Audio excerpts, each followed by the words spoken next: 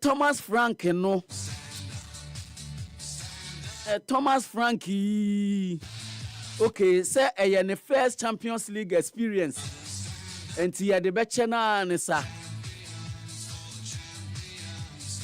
Olympic Marseille and Swachi Ayas a Bomopa and not the investors a Muko Gosa a Befa Papa.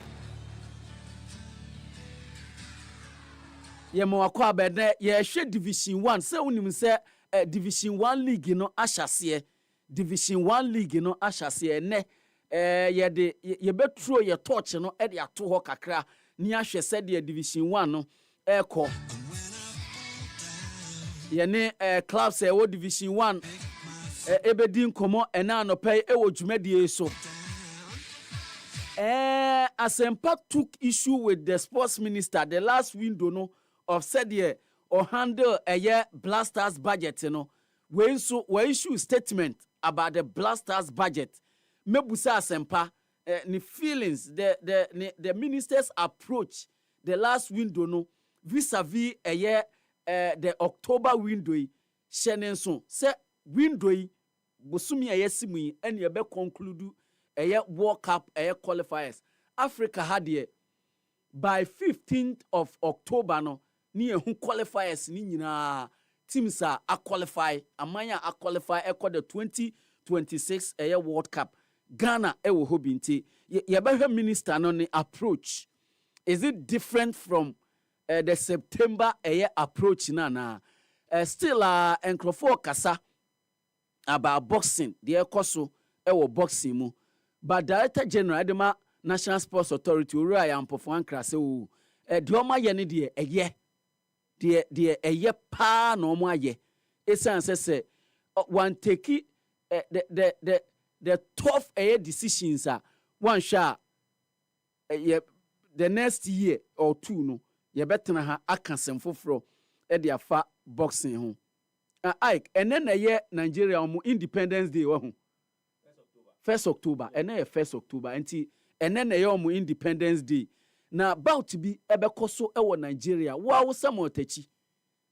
ebeko ntokwa ene ewo Nigeria enti me de ho niema ewo page ne so se hwema me na yen hwese de yebetimi esan se ne de samotachi abuna ketem akopie mu ewo alatama mu Nigeria eye Independence Day bout bi koso na ene ne bekoso samotachi ejina mu a wako ni way Ukraine omo bojine so pa unim se oye Olympic medalist oye African game games medalist enti eno so eno no nti oye top there be onye top sa oye up and coming Ghanaian boxer enkrofo bebre susu se obetimi aye world champion se oye ne niema yi a ye behwe sansem we nyina aka show yi Kwaku Ansan Albright and produce Emmanuel Fusuapia eka ho bi Jude Liver ahashi ono so eka ho bi na me kai ne first time am bodi e kira semba obi din di Jude Liver na am se ampa di din di Jude o si ni din ankasa me se ani ba bia obebo din ni bia obi ebusa say ni din ankasa me pacho ni din ankasa pa na enkomo ni ma partner Ereto na nka meka se be edinfu but ni papa ye o soja entifini ye na se ma se ye o soja wase de ahi wase mu ye bebre ntidi embogo o na se we de enkrofo kra nim obi anim se one w tando obi anim se obi anim no we minyaden ade ho na etie ho na wama na tie show ya no pe ya ompeso bia be so wo ba oba apefa le be onya 9 years enche ye bia 10 years enche ye bia obi anim se ne nana na ye w tando nyabotre asemba minya botre okay Matias na de ho na wanya na sisi ama usuru asemba enye sa ba asemba nyabotre because who the enkaminu say ensuro he but asemba nyabotre ka okay Matias me bra pani atumefo enti me bra pani tumefo ese metie futuo eno senke ye brinya be kasa o de bibia o be pesa o be ka brinya anka o be kasa bibia o be ka enti okay ti Juliva ne papa ye o suja hwe hu hi na me say master so ye o suja okay na me say emu de he na o se asemba me go so hwehwe na o se asemba me go so hwehwe emu de bi asem na o kan na nye se ade o se wonso wase yes eye o suja enti enya afi na o hwehwe ye de boom but Esra Hondin the ma o soja. Yes. Nyame mana honden. Yes. Nyame mana honden. And I know why you pray for Openibia. You pray for such people. Oh, I yes, know why. yes. I know. Especially when you are a guy who taking care of him. Yes. It is difficult and stressful. I'm surprised you turn out to be the favorite. Master. I'm surprised. Master, I can't say but we are acting. We head of sports. I'm going to because of mommy. Oh, na me you ope bia o de yemi into me no put me the ope bia de yemi. But your concern say mommy letter na man phone hu. Mpacho The AC wo back door no there. Say radio so there ye wi. Okay, radio so there. The AC we but the AC we chire no. Team, you can with me born yemu a. But you pray for her. No from corner office or top wa. Let us near the any who now the man mini hey to say no ye call meeting say ye TB die pa sa betedi enti no me ba na me so ma microphone atie and especially when you are taking care of him you would pray for and ye bom pa ye ma ye papa mo sure say nyankopon enyi yare emfiri o makwan mu is say onyi na yare ne noso a eye pa nti ye mompa ye emfema ye papa mu nyina because they are pillar in our lives said ye hu mu bia no they are pillars in our lives so but Ike the minister's approach blasters budget the September a year window ni de oye central fo nhie mu kese eno no a mount to podium no ewo ne office ewo Ministry of Sports and Recreation ena odi tudwa this time around no in a press statement ena odi to abonten minimu se wahu ni statement na odi to abonten na he ended the statement by saying still even the approval no cry is still pending. Say na the minister's approach this time. Oh, you see the stable has been opened. The stable has been opened, so the horses have left the stable. Oh, sir. Stable. Me huni pa. Stable, baby. Enyambuo. Yen kan say. Oh, okay. Horses. Embu. Yes. Horses embu. Inti say horses ye ponko. Yeah, ponko. Yes. Inti say unim horse stables. In fact, there's one. Obia unim no. Won kufo fi no. Yes. Railway nesro no. Ofasra on your right down no. It's a horse stable. In fact, na horse number polo height no my no. Horse never no. Horse number polo. The polo club no. Na amu staples na ho railway. Nti obia unim house tables are no ko ho ubehu.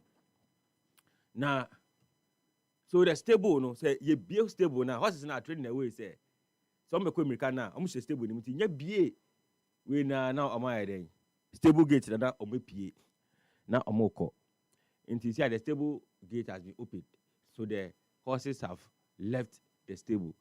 What I mean and say because of what happened the last time into this time there's no hula value, there's nothing about it. Intiano you have find say a very standard practice for us. It's inti this window nobody because now you have used to say okay now first one never can 7.5 where there's nothing and there has been some adjustments. We was a approach in because of press conference now there. No, my issue was that I didn't think that next standard practice say national team be across the water about a game a mobile budget you the top on because I feel that disruptive.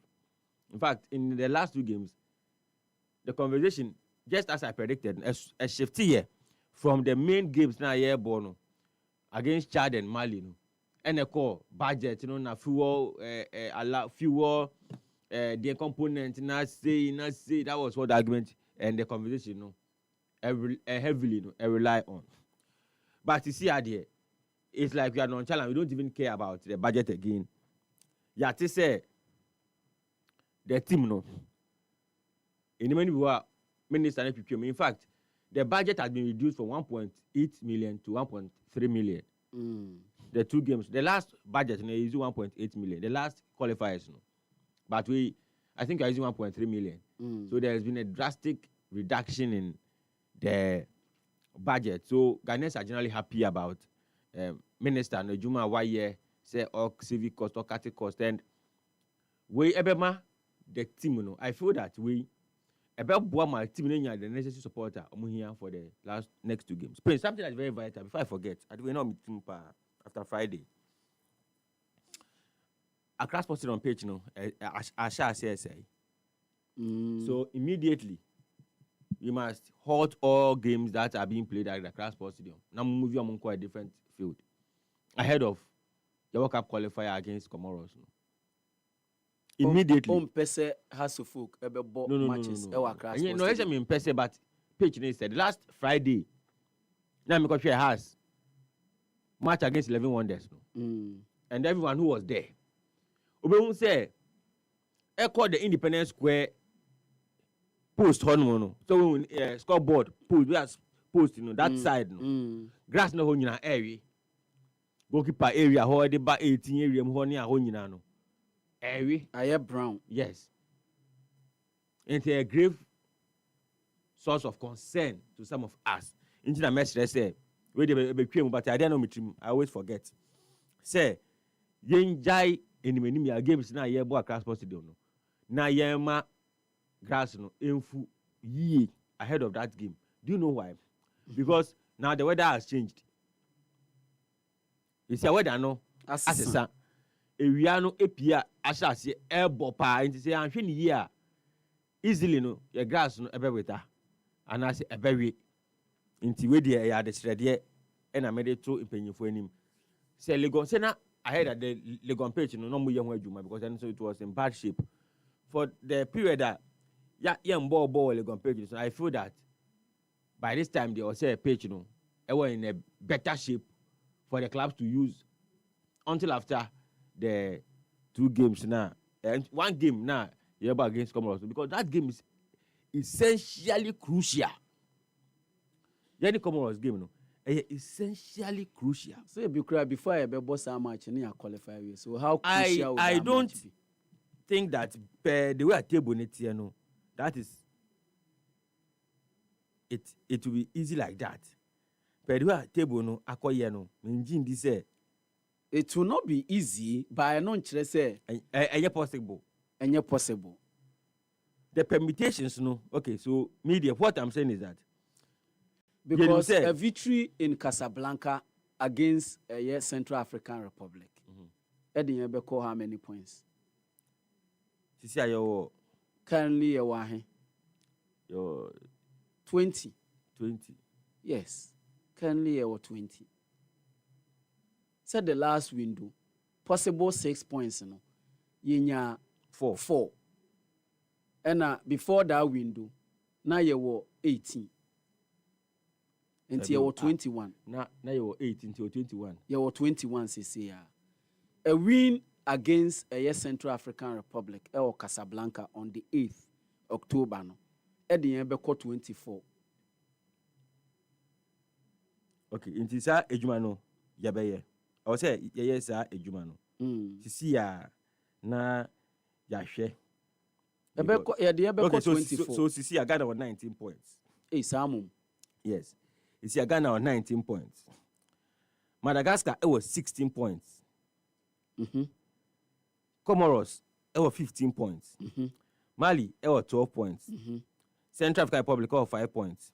And Chad it was 1 point. Okay. Until a win against Central African Republic on the 8th.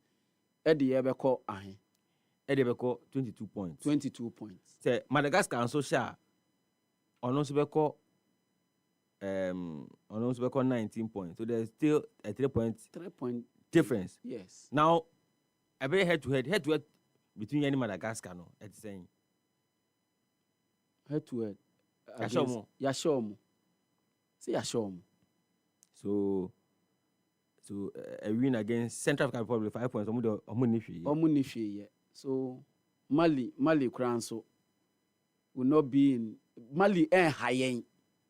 Enya dia Mali ebe hayen ewo ho. So sa Mali de munka ho. Comoros game no de ebe ma aye dene se da no ne ebe crown eye ye qualification no. So at you say. So yes. I know say Ghana for ebe akohwe pa. Oh, that game dear. Ghana for ebe hwe sa game ni pa. Meaning say the see abrani nyina wa Accra Sports Stadium no. Ebi ebe sensi. And Accra for the Yamba one absolutely this World Cup qualifiers. Omo ya dear papa. Omo di omo support. Proper support. Edi ama blasters pa. Enti no. In the 12 October da and qualification no could happen when we beat Central African Republic. Yes, ewo Casablanca. In January ebe party celebration ceremonial. Yeah, ahana we na nanka o se yemfanye den no. Yemfemo and that the day you are say. Cause I can the month of September. Yes. Senka bibia koso now sen common start enen kasa nanka. Nti yemfa se dede ni fifi ni maestro ni. Yes. Maya, se be say Maya trem. Oh, betrem o se o pese. Maya betrem. O se o pese. No se bia mema nkomo. Hwie. No, but prince men ha when ebia na mema nkomo. O se den. Ebia na mema nkomo. Enti 50 ha. Minim. But me say bia na mema nkomo. Te say no man to mano. Te be amano. Baby ya papa ni tie bia ma me ne tene nchen. Nti obetena meeting ni. Ebe you. Ada ansem na ho kan. Nti Maya team. Nti obetena. Mama ka fanti anope. Maya betena left. Yes. Okay. Nti me ba ebia many Otuado. Nti ba me say Dede. Otie na say otie o. Maya maestro we ma chiamo. Ni bia fine me say o. Asem we dey me dey crack kada say ni form ni tin ka me mfa ni bi on ba. Me hwe do ade ne kona. E be den say si akọ ni club e be den say mesan so friend no. But for someone who has served the nation for almost 18 years, you to me Johnny kwa mani nko in this manner. The long service that the day are you Edema Black Stars no. I don't think that the day I should leave the Black Stars because it's not being called again. In fact, so if you say not organize ceremonial match later, and fact, and Nunyam should be umbrella. In the retire no, by him playing his last Black Stars game in a Black Stars jersey, and then officially no, now ye Johnny cry. And that will be the day in Swa Ghana. You better crown a World Cup qualification. It's an exciting atmosphere. There will be a lot of people. Then it will be a perfect opportunity for us to send the day off properly. Into Oka say we are now. My maestro much extra much we are, but Oka we are. So me say but you bow for pa. Me say do aka nyansa wo. Na ye Johnny kwan in front of his own home fans. Grass Sports Stadium. Johnny kwan that yeah framing. They kura onyane Blasters debut we Grass Sports Stadium ana. I don't. No, the Blasters debut onyane friendly game. Norway or so. Onyane friendly game. 2-7. Yes. 2-7 in a friendly game. And the Clorowa. In a friendly game. In a friendly game. Okay. I think that was even Koja Samoa. So Koja Samoa, I think they all had their debuts on the same day. On Koja Samoa. Yeah. So, Obiba, what can you say? Yeah. On to say. Debbie. Until Obe Peden said then. Say, into say Obe Peden said then. So about Bob Blasters ni BM. Andre na minimum. So about Bob Blasters ni BM say like Andre na on minimum na Martin nkan kakra no. Ono oye mre ono an time. Oye niema ono an time. Inti the me ke ni futa me di manu ento asumu. Say Obe Peden say on never retire on his own volition. No, on per se you be man this befitting farewell. Or Pepe say the young friend he be no can organize the games be no other or they sending on him off. Is that his own time? Or be retired by O'Brien sending off. National team no. Yes. That would be disastrous and disgraceful. The same thing happened to Asamajan. Ne papa is sending off. No, his father retired after Burkina 98. Yes, sending off now. No. Pele retired on his own volition, like Ajman Bedumu. But no. So that's what Andre No, would do. Ajman Bedu. No, Pele Mudia no. Pele didn't leave the Black Stars because he was not being called. There's a difference. So Asamajan. How so? No, Asamajan. No, Pele. I bought Afcon you no. And Pele say. Ne papa. No, Nyabotre. Mira onwa face say. What we know. There is a difference. So Prince. He called off his international career. That's what Andre would do. No. Andre today is not being called. He's not even a member of the Black Stars. Yeah. So if he doesn't retire, nobody cares. If because of Coach Otuado. No, today, if Andre, only team, nothing Benobo. Today, team Benobo. But with Otuado. So I'm saying that. So if you want us to go into that, we'll go into that. Say you too full. Oh, demone the abotre too for na muntie. Na be say ko ni buga. E be ko ni buga. I'm saying that the match to be Pele no. In 98 after the AFCON, and I Pele say after the AFCON, I've retired for the national team. After the Ouagadougou debacle. No, say, I'm done with the Black Stars. I've retired from the Black Stars. Perfect. So Sika Kuno took over. Asamajan, after the 2019 AFCON, Egypt. At that AFCON, he was virtually on the bench. Yeah. In fact, there's AFCON could say appear issues before the AFCON the captain the day you are or you're the general captain. Yes. Asamajan called that AFCON.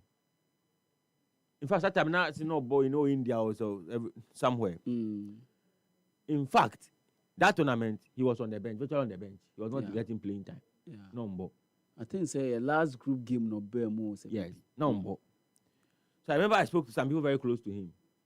And I said my current radio several times. And I said that, look, that time AFCON was ongoing. Now I said, look, our legendary is not getting playing time. I feel that it is time for him to call off the national. Yes.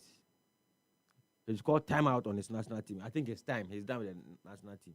A bare first after the AFCON, no about Abeka said national team. No, I'm done. Maybe enough fair. No, as much as my ball. In fact, the reality is that since that time, he was never called again to the national team. Since 2019. He was never called. And yes, national team, your friend, be more to which I do launching the book and okay, writer for the national team. That time, it was people had gone past him. People had. It was done. It was. At that time, now I'm forgetting class. For us, you were done. No more. You were no more with the national team. You don't cry because I was going to sit in the man. So at that time, no, you already done with the national team. That is what I don't want to happen to the junior maestro. Andre. Obia, me penna sempa. And Senye Jom, a picture of me and Andre Moshosho in 2005. 2005. 20 years ago. 20 years ago. Ewa Crown Sports Stadium. So you that we will be that picture no. First no try pictures. 2005. Ewa Crown Sports Stadium. It was in December 2005. Yawan Pofankra. Yeah, I know NSA boss.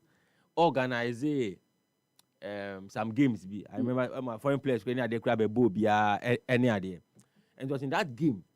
And I introduced the maestros. I think that time was about 15 or 16-year-old son from Olympic Marseille. I bet Pele Bamfu Huno fresh. It was crash post to them. I bet ball nibi. I mean, before then, I already heard about him through Rahim Ayumi. That was Martin and the any Jordan Martin Monka. So that was by now was the poster. Pele bounce lefty near there playing for ball near there Bobby near. So there was aura around him at that time. Now you try picture court anonym 20 years ago. You may be. That time you running no so. Now you quite park and so court dress no monam. So you park and so dressing room near there now.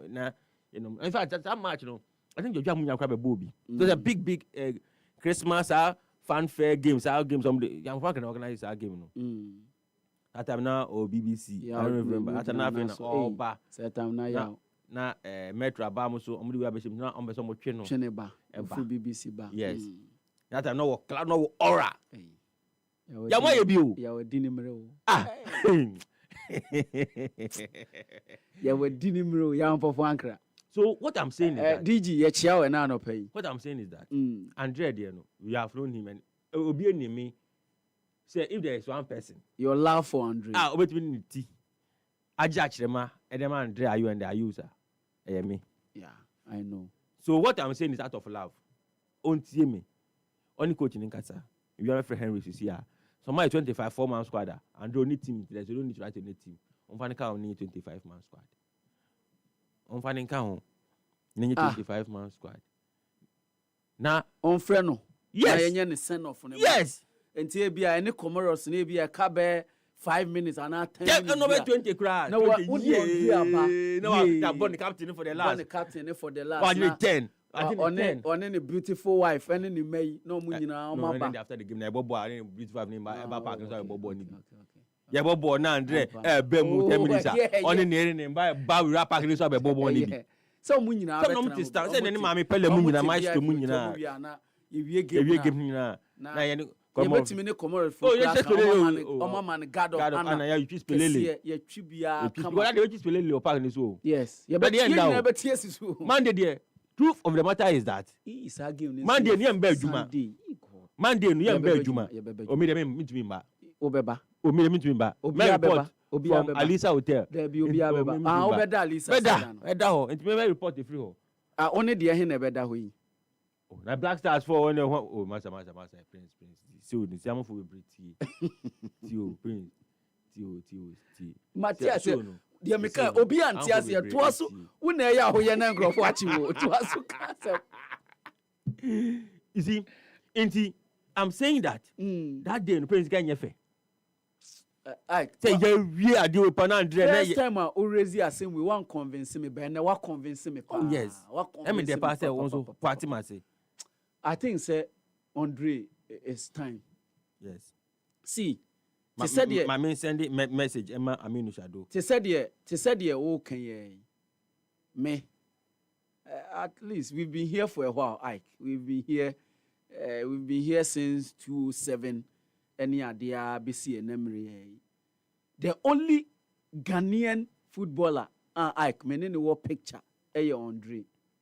Oh, sir. Yes. The only Ghanaian footballer.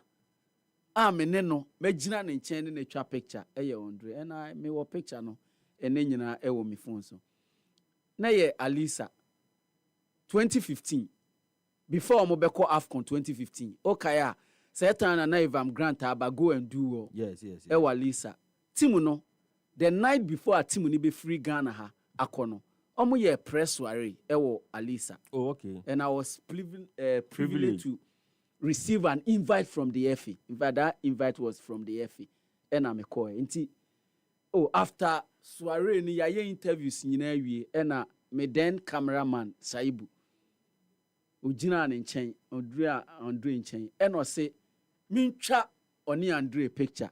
Ti me twa picture ni wie no. Andre gina hosa, I say, now the old me trebi. Asem o kan no, now the old me trebi. And I me de phone no, Emma, the camera guy. And I me gina ne nchen, and on also a charm sa picture ni bi. So I share in the Okano the love for Andre Edos. I know there are many Ghanaians am pay Andre asem. Look, Madame Fubako, Patrick Bubi, oye branch manager Edema, Stanbic Bank. The love for Andre, and I know a lot of people. Enti Uncle Monibe Jepa say the day Ebeka say, look, Bema Biyebi, after 18 years with the national team there, and you'll be able to sa Quiniano for 18 years. Now, what bought the Blasters? You've done it. As a young boy in 2007, BC Sabri ya yen fro biwi. I think say T the year can and pay. And we are like yen can way out of malice. And yet out of hatred. And T any day can the year can. I think no, but so be a bad dream by be say the year can no. Yes. Papi mo. Ne papem any year can no. And I think say why ye be. Look, 3 World Cups. 2010, 2014, 2018. 22. 2022. 3 World Cups. Why you? Yes, 3 World Cups. In fact, let me give. You see, Andrea, when it comes to the Black Stars, you may love him or loathe him. You may love or hate him. But why you be papa? Most cap Blasters player. Even I remember individual impo. Mm. And people don't project him that much. But I even do that projection and after this AFCON, last AFCON, you wrote a beautiful article. And I lay Sanimanyina down and the things that he had done. And that was when I was advising him to retire just after the 2024 AFCON. So could hear me say, after I told him the way, but I felt that his time was done. In fact, since then, you saw it right. Since then, I'm friendly being. Prince, me prophet. I'm not the son of a prophet. Almost 2 years old. Prince. January, ebe 2 years. Me prophet. Me the son of a prophet. Bansri bi andamasi o. Ba yes. Utimi hu e forecast. Bansri andamasi o. Sa niyama ne na bi mu se omo eye prophet. Yeah, me this guy. I'm didi o. Prince. Ma send message na ma Aminu Shado. Fento Chifatairo say Ochiao. Oh, friend, sir. I say now we saw Tokyo was this here Wakodi room. So I told you, say. You told me. Yeah. He said the prophetic ministry. I said, hey, friend, my enchiao. Esa say, we're looking at and then we are. But I see, no, entirely, sir. Oh, okay. Mafia kakra. Na unim friend. Mafia kakra. Sir. But onu so timi bo mafia o. Na unim say. I got a special day ni bi. Special day ni bi. Timi bo mafia papa special. So okay, special day no. I go say special day no. Me kai pa. Papa. Najini ha enti ka najini wa anka ye kan ko ya sa najini ha onti ye o se kan wa se but onti de kan what is it na unim say friend unim say omo cover unim say a few Ghanaian journalists omo cover in fact oni yaw ene cover na omo wie no the omo ye rap in a podcast so attend on Monday holiday no me ba ha me coffee in a car and I meet podcast ni nyina so after that I share it on social media and they were surprised I listened to the podcast. So what did the na omunim ni say omo ho no every podcast especially yafusu podcast bi omo ye bia minya time etie ni nyina you know my love for athletics. Oh yeah sure. Yes enti minya kwan etie ni nyina enti osi obeye shege reason enti okọ room for shege reasons keke. Ni family. Ni family wo ni immediate family ewo eye room enti eye onko jojo ne ho kakra. Akra. Jojo kakra. Enkrofo se wadidi abonti onko didi fie. Prince we dey jawa. Prince inti they make and they did I've sent a message to Amin before I forget. I've sent a message to him. And I've given him reason. See, I'm Martin, and it's one person or but just for way sake, hey, I mean, you see that the person all palm me. Say, man, show me ID card. I mean, go for you. I mean, Shadow. Hey, that more than. Tema sports stadium has the dreams. So, Omubo or Tema. Ni krek uka Tema Newtown, uka Tema, Obia fi say Tema Newtown. Tema, Kanesa. I mean, original gate. I mean, you say that. Show me ID card. ID card is a bottom. It's a bottom. Mr. I'll go there. Me pay. So them pay you to be because me just come. I also cock of fire. Na show bottom there. You man and the way. Oh, na say. Mo bi jojo. No. T. I say me. I mean, no. Say oh me card and so ansana. Wama. No. Follow me. Yes, I understand. But the thing is that. If you visit me, I say, "Son, not the better than the end." Better pa. Say last week na mini ha. Just special. Special now catch me. Ba me te. No, ba me te. Pa. But the American say, "Oh, di mraso." Ti I even urge him to continue. Imra ben. Unime. Onimu saying. I say, I say, I come with Aminu so. You Aminu is down. I say, Atiso Kusari Diago so. Oh, but it's all good. Say the Gigi Amangasa General Gate. Say, gate, there was one main gate, and I take a senior foul. You don't know Gina. Oh, but before you enter, you must show your ticket. If you don't show your ticket, whoever you are, or hey, I mean, I say, where do your card? We say, I mean, where do your card? Once I no get card, go back. Go back. Wow. Wow. Once I say they were doing friend me, be doing testing me, be.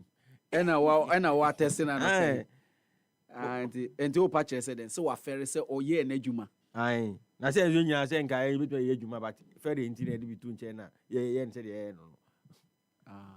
Yes. Obiba inti Andrea there no. I hope that they take it in good faith and then I make it no my because if they don't do it and there Andrea, I'm not a prophet of doom, but it's not coming back to the Black Stars. As someone okay, I'm not coming back to the Black Stars. Open phone lines for 5 minutes. Yes. NBA. What 5 minutes. Yeah. 5 per. We are here for 5 minutes. And I 9 per. And I 5 per. Say 5 minutes. Not 5 per. Yeah, 5. 5 per. I'm saying 9 per. See, I can 9 per minutes. And I 5 per. Yeah, 5. 5 per. 5. Meaning the upper so you buy 5. Enti yeah for 5 course. Only a ya dream your proposition say the DIU emrasun and your footwear de man say emrasun say bema be ye bi wa nyini after 18 years there anka emrasun only a ya dream ana ye fro say na o free fa but your friend and me cause big fan only a ya dream. Oh, 100%. 100%. Because as empire, we as empire or football, you're a prophet or you're a prophet of football. Into a football prophet. Yes. As empire. In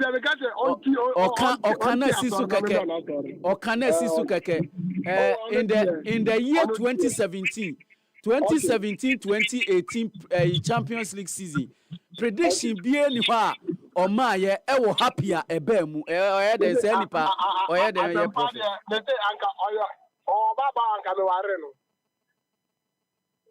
Oh yeah, truly a prophet. Andre Asem na me say kan wa ba be kan bi foforo. Ye fro say o free river.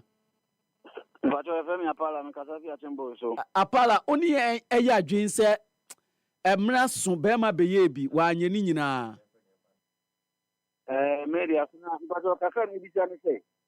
Other players no ye bi no mo sa na de dey special ntin ye ya ma no. Okay me. Oh. No, say 2010 work up for the 20 but you day special thing na. Oh, and yes sir or yes special. And yes sir or yes special see obia. The year can say the day you say blasters yen friend bi.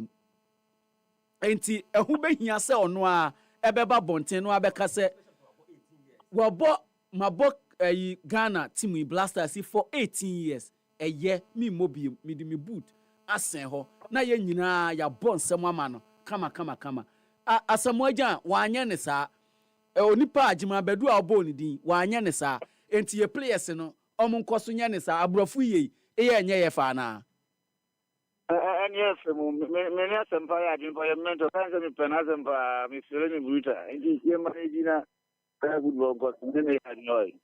Medase se onso ode aba numbers no 0551563916 and afi 0555657278 obi abaso 1 and 2 ye fro say o free fa.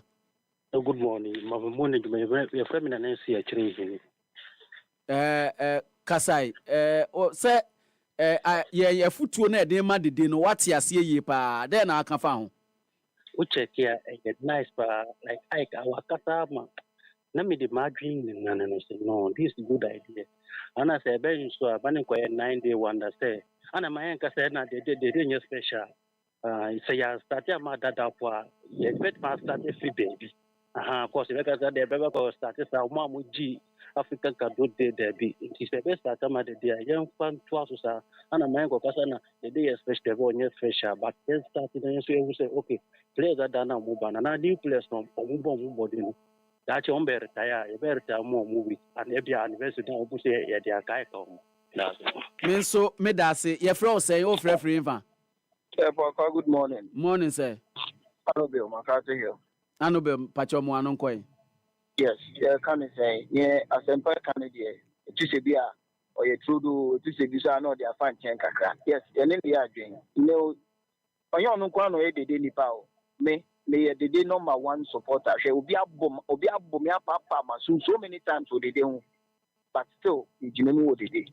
And she, as I say, you John Quine, send you then I know, and can embassy a very time, but the idea, the other day, I had there, or Mobile Abo Blaster, and you. Into association in Munyam. Now, I think, say, a kind of saying, shall I use and one is almost first person. I saw G advice with two pa, no more organize it, almost new GFA. Almost catch a GFA, GFA, Begiatu. No more last match, you know, I send off match, Amadidi. That would be very, very, very nice. The any of the I was awesome. So, me da say, your friend say o free fa. Phobia papa mi precious I will just be answer. Mo anon koy mi ti phobia papa. Oh, am pacho menemu ya dimum de bayanka. The friend saying it as if you have any match be me organize the asamoja ne the friend the demo in ano abumba. Omo de asamoja omo de atwam ache ono de ono ampo announce say wa retarded da. Enti we de na ye ka. Okay. As Moja now said that and the Yama the day. And from a hawk on only our trousers oh, yeah, they started baby, a baby. They start on the say. Medase, unim say, asemo can a players no. A players no, and a so mobile because see, to said you'll be kind, the current leadership of Ghana Football Association will be happy to organize a befitting send off. Amadidai. That one I can see. That one made me at Naha. I can with any strength be a woman say the FA among Casomon Fana Sempa and Kodo. Is this any current FA Yana Ike and the most appearance for Ghana Omomano, a beautiful air plug presented Edemano the last year AFCON. And they'll be willing to do that for him. It's up to himself, Beba, on any handless, Ebe Giatum say. Emnaso enti obeba na ya mano da sen of no se ye mano enti yemfensia yeda obi bia ofre bia ase sabre de yenkwa amanone na kwaku ansa all bright emfa enko amanone onfa enko amanone enti tiewe ana ike ana nka obi onyamba samu wawi oba na ene madie nyina birthday ene Madie nyina Collins former me Elizabeth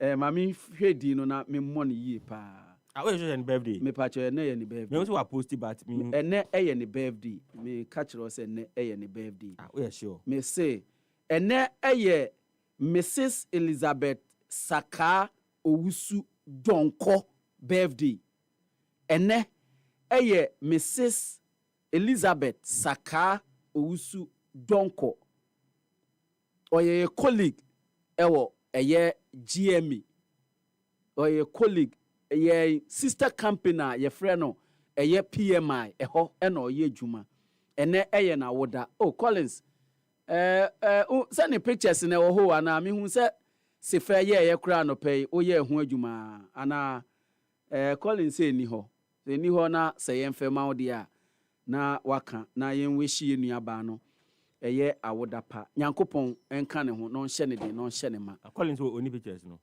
am surprised me hu se wa ya no pay nsu nti me nwanwa me hu se special osi oni ana osi oni a odi osi oni a powtrinko na ye hu because me hu se anopay sefa eyeye nti eno enso eno no nti ene no eye 1st October ene ye 1st October in fact ene minim enipa be enwotwe personally omudi omo birthday ene nipa mako be 8 Oh sir. yes me nimu omo yes enye we Collins enye we get be na ebia we na we man no get be ni Prince otu epio get be na the page akoma Collins sir. Collins you were free so What's it you were on your birthday maseni mama okay oh any me hu oba bi foforo Collins pacho fa cheme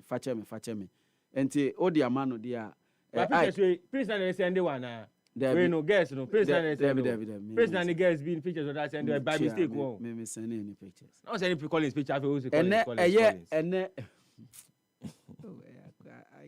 I be kumio no send Collins picture bi house so send I Collins in the na me face me hu say si faye enti na me ka no enti Collins pacho we dey fa cheme yes enti Ereya uhu se odasu ye streaming live e Facebook. Your friend Mrs. Elizabeth Saka Owusu Donko ene eye ne birthday. Oye colleague e wa ha. Oye o PMI sister company to Happy FM enti eno so eno no. Enche bia obi nso aba studio enche bi obedi ne birthday. Ono nso di ne birthday ono nso e be ye ne die pa. Ewa ha kama pa oya me princess ba kope enti ebeye enti ande ai ujitumu onjintumu ebeye se mrendu ne wa hanko yenko baby ya ne wa Saka happy birthday to enti ai wish Saka happy birthday ni on me nka enti me so me ne nka but sa one wonka yes on me nka but Fatun Tunche yes but my Fatun Tunche na me wish no happy birthday. She used to be my very very good friend. Yes. She used to be my very very good friend, but now she's no longer. But me lead me not into temptation. And also interested wish no a happy birthday. And no Saka Saka. I can kwan a body different. She said you'll be our born on kwa, but what's your friend saying? Let's not born, I'm born. Do bo woody. It's Saka. Me so me can Saka. No, dear, the difference in the difference is clear and Crawford or Massam. Sounds so ena madam for Oye Jumo Ghana Atomic Energy Commission, Cephas Kweku Hammond, and Eyewa Woda, and Tiwonsu Memao. Happy birthday. Sounds so and a prof okay we know prof here Benson Owusu Etuahene PhD or your nurse our Ridge Hospital Dr. Benson Owusu Etuahene ene eyewa woda memao happy birthday and come out. Sounds so na Reverend Kennedy Opoku eye presby sofo o Kumase ene eye wa woda osofo mema awoda pa Nyankopon kan ho anointing na wo so no ena nyamede afia kan fie ho onfa bi enka ho yie papa enfa ema na anointing no entimi enkoso sabre de Kwaku ansa mre ko yetio amra son as usual Kwaku ansa our bright Ghana's 5-star majimedwa amanone nsam kakra maboaboa no mere ba be somo kratiasefobia na no pay otie happy 98.9 FM dano me catch us happy and the only sports station our Ghana ha omo makade yenimomo ne omo ye ho na yenwura mu kama ewo European most prestigious interclub competition. That is the UEFA Champions League and the day games ni bebrebe na etwegu ye results epiepiem no ebi ekoye ebi nso ankoye amfa ma Panthers ahodo a omo nso ko efikase mu ekoto ntonto ho na games no ehyasia our Jewish Stadiona and also our Bergamo Atalanta Boboko no ache Club Brugge dodo na friend Club Brugge abon economy no amani timi atimu bako ho kama Din Sulemana etimi ebeguramo abo Atalanta Boboko no 61st minute mark and ono so eremu abakira ne bobre adema Atalanta Boboko na nkunimdie no eko edemomo Karat Amati married etu kwan be 13 hours na carrot for no masa omo ye shiafo ekwan no wa be 4,000 kilometers and Madrid etimi etwaye ekopie mu ho na 5-star performance and Madrid ekoda di awon sensan no so a na otumu sampa bibia ekoyie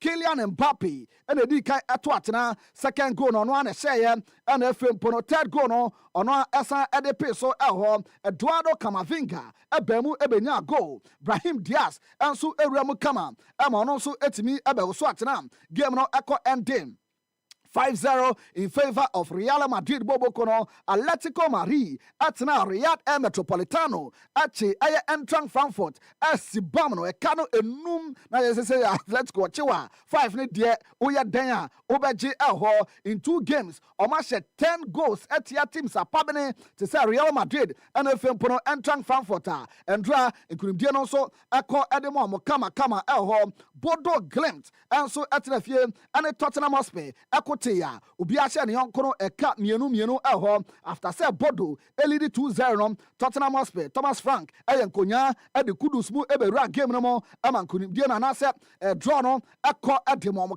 kama eho na game and draw na dodo na ani die eche Chelsea and Benfica game no eba na wie no na Chelsea kukure kadabako ade atum se panyan ade ama SL Benfica fo a omo pribia renchire boto omo antimi ante eho na Jose Mourinho ene ye coach ade ma SL Benfica boboko no ne bisan se Mourinho nkugo na ba na kwane se no se game ni de masa na nka draw ene be perfect results for the game. Coming to this match today, I just told him a defeat is always a defeat, but there are defeats and defeats. And this one, I think, is a defeat that must be a base for them because they had a stable performances. We didn't have many problems, and I think we could come out of here perfectly with a draw, which would be a positive point for us. We anen komo kakra Jose Mourinho and so editu dwa na yebe janu yebi san se 10 days nie na obetabiri Benfica boboko no na sen na hu team no ono so 10 days die eniama wo hu no very positive ho na osi team no confidence no omo building in kakran se eniama ebekoye na osi omo wo a go down no team na mpaba utimu sampa na bibia koye omo keep omo shape no esan krakra ball ni ye create chances awodo ba go no na entimi amba na osi omo next 2 games so games ano be shepa against Porto away and if in Newcastle United and so on be away osi obe hwabo se eniama ebekoye ete ama SL Benfica bobuko no. This team is a team that is building confidence, and of course, to come here to concede, you could lose balance, you could lose emotional control, you could think tactically I'm not well, and we are going to change and then destroy everything. They kept stable, they played their game, we tried, it's not enough, but as a coach that arrived 10 days ago, is a positive feeling. Next 2 matches, Porto away, Newcastle away. We anen komo kakra Jose Mourinho edi jaya yanso ya pratuma ya bo na unso watibi obebi biara wo na Vincenzo Maresca ene kra Chelsea boboko no na endra otimi nkunimdie no eko edema ne kama ye bisa ne sesen ena feel no etie ana se nani wa je papa ye nkunimdie we na hu hia edema Chelsea papa ne atoso mienu o se wo hwe players ne effort omo de share game no ma otumu sampa bibia ekoye na o se nya da ena obebo beautiful football now they are doing sometimes born in your fair cry couldn't be in a bar Really happy. First of all, because we need that. Second, for the effort of the players. Sometimes you need to learn also to win games for part of the game in ugly way. I think first half we were good, control the game, we score, we create chances, we didn't concede nothing. And then second half, for different reasons, we dropped a little bit, but the way we suffer, and it was important to win the game. Now, Maresca say we game no na be 6 to 8 players and omo out due to injury. Now, ose omo na omo baba cramp no na bebrebe na anya fully fit ho nti no omo hia extra motivation na fempo no omo timi e dey win game no. Yeah, that's. I just said also that we have 6, 7, 8 players out. The ones that they play, not all of them 100%. So we need the extra motivation, and that's why it was so important to win tonight. Now, Pedro Neto say couldn't be a buy no massa. Now a resilient performance pa and almost etimi eputi up ho almost to me control game ni ye aman couldn't be a buy. Omaniaji. Like I said before the game, we knew the difficulties that we had in the first game. Tried to work hard, seize that, to manage some moments of the game. And I think today was the resilience of the team that came through, and we did a very good game. I think in the end, a little bit more with the quality that we have, but we are really happy. We and nkɔmɔ kakra Pedro Neto and so ɛde dwa ɛwɔ ɛyɛ teki no Galatasaray ɛte Liverpool ɛbɔ ne kane baako pio Liverpool prebia ɔmo ɛntimi ante ɛhɔ. Who else? Victor Osimhen ɔmo ɛnenya the only goal of the game. Yɛyi ni film no asan kɔtena dugout ni mu ɛkɔkyi ni players no pumping ɛma nkunimdie no ɛkɔ ɛde mɔmɔ na Anslot na ayɛ husem nie. Disappointing because you play football to win a game, and that's what we didn't do. For me, it was a different loss than the one we had against Palace, because for me there was a lot more to like, especially in the first half, which was maybe different to the Palace game. And in the second half, it became harder and harder for us to create. First of all, because they were fighting with all they had, so you always have to give credits to them. Second of all, because we hardly played in the second half. We ane araho sama Anslot and so to ja or send a crab akope galafono diagroye papa honoma yadon sem atema Inter Milan at Slavia Praha upon a 3-0 Olympic Marseille and so etna Velodrome at Ajax Amsterdam upon a 4-0 Obiba Poakwa Ajax team need a good crab Paphos and so etna fie ama Hurricane and a Mantiano echo bomb 5-1 sheshe honoma and also enya fediagro Collins for next games no next fixtures no etoso kama pa na famami na dodo na hu diakọ ne ne ba and na games ebetwa ku no say ana beko awo say Karabakh and FC Copenhagen 4:45 and also Ebekoso Royal Union St. Galoisi and so at the Newcastle at the Bapem so and also at 4:45 Arsenal the Gunners and so at Nephew na Omni Olympiacos Pyros from Greece and so at Yabani sa game no Ebekoso at Zali at 7 p.m. na Mikel Arteta akasa afa game no ho nsem bebrebe na waka so behwa aboa se nkunimdie ebekọ na mmom ose William Saliba na watretre na hyiemu ewo Arsenal boboko na so no ose big news pa na nani agye sa bremu ano enso etimi extend the contract with Arsenal. Yes, big news. Very happy. Congratulations to Willie. Fully deserves this new contract. His contribution to the club, to the team, has been phenomenal the last few years, and I'm very happy to keep the spine of the team with us. Okay, we and Sama Mikel Arteta and so attitude Jana no pay ya pratuma on so what be na Football Club Barcelona and the Paris Saint-Germain and so at the best so our Bay Arena no Bayer Leverkusen and the PSV Eindhoven and so at the best so and also at Bekoso 7 p.m. our Signal Iduna Park no Borussia Dortmund and the Athletic Club Bilbao and so at the best so ne Fempono our Star Louis de no AS Monaco and the Manchester City Boboko no and so at the Ashisha so kama na Joseph Pep Guardiola and the City Boboko no ya bisa Pep say Pep ya na ne yetete say nkofo ka say utim no enhye da nyina nan so and Pep say share oh masa ni nkofo keka na de abunya omna mo keka ho ondwene ho baako 9 years ago 9 years nie de bia City and her favorite City na her favorite or say last season in the Premier League kadwe na comment ni qualify and fair remu or the Champions League because since ya ka say na komo boy Europa League. I want the players believe that they are good. I don't care. I could not care less what the people say about things. So we are favorites during 9 years every time. When I'm sitting here in the press conference, when I arrived 1 decade ago from Bayern Munich, and the people start to think you have to win the Champions League, we are favorites, and we don't win. So that doesn't count anything. It's how you do in the field. We'll be favorites if we play good. We'll be favorites if we, step by step, every game we are better and better. That is the step we have to do, and still we have had the feeling margin to improve. And in that moment, of course, we are a little bit incognito to know what's going to happen, but we are there. Last season, we were in the verge to don't be in this competition. And still, every time I played this competition this season, I remember that, and I talk about with my people, so we could not be here. We could be in Europa League, or we could be out. And being here is try to, do it better than last season, and tomorrow is an important step, to make a good round. We and then come Pep Guardiola manager at Manchester City Bobokono and so at the two Bernardo Silva midfielder mapa at the Man City Bobokono on also say ɔba back wonim sɛ Monaco ɛna ɔmo ma na kwanya ɛma de da ne ho adi Pep ɛkɔfa ne baeɛ na ɔse ɛyɛ na hoahoa ɛyɛ ne de pa sɛ nei ɔsan ɛkɔ Esther Louis Day akɔsi akan hɔ na ɔse ɔspɛne bɛyɛ 3 years ɛwɔ ɛyɛ Monaco aso ɛyɛ na bibia ɛkɔ yie pa ɔhwɛ aboa sɛ bibia ɛnso ɛbɛkɔ din na efempo ne nkunimdie akɔ de ama City bobuko no. Well, it feels great. I was here for three seasons and I have great memories. It was the first opportunity for me to play at the high level. This club gave me that opportunity, so I'm actually really happy to.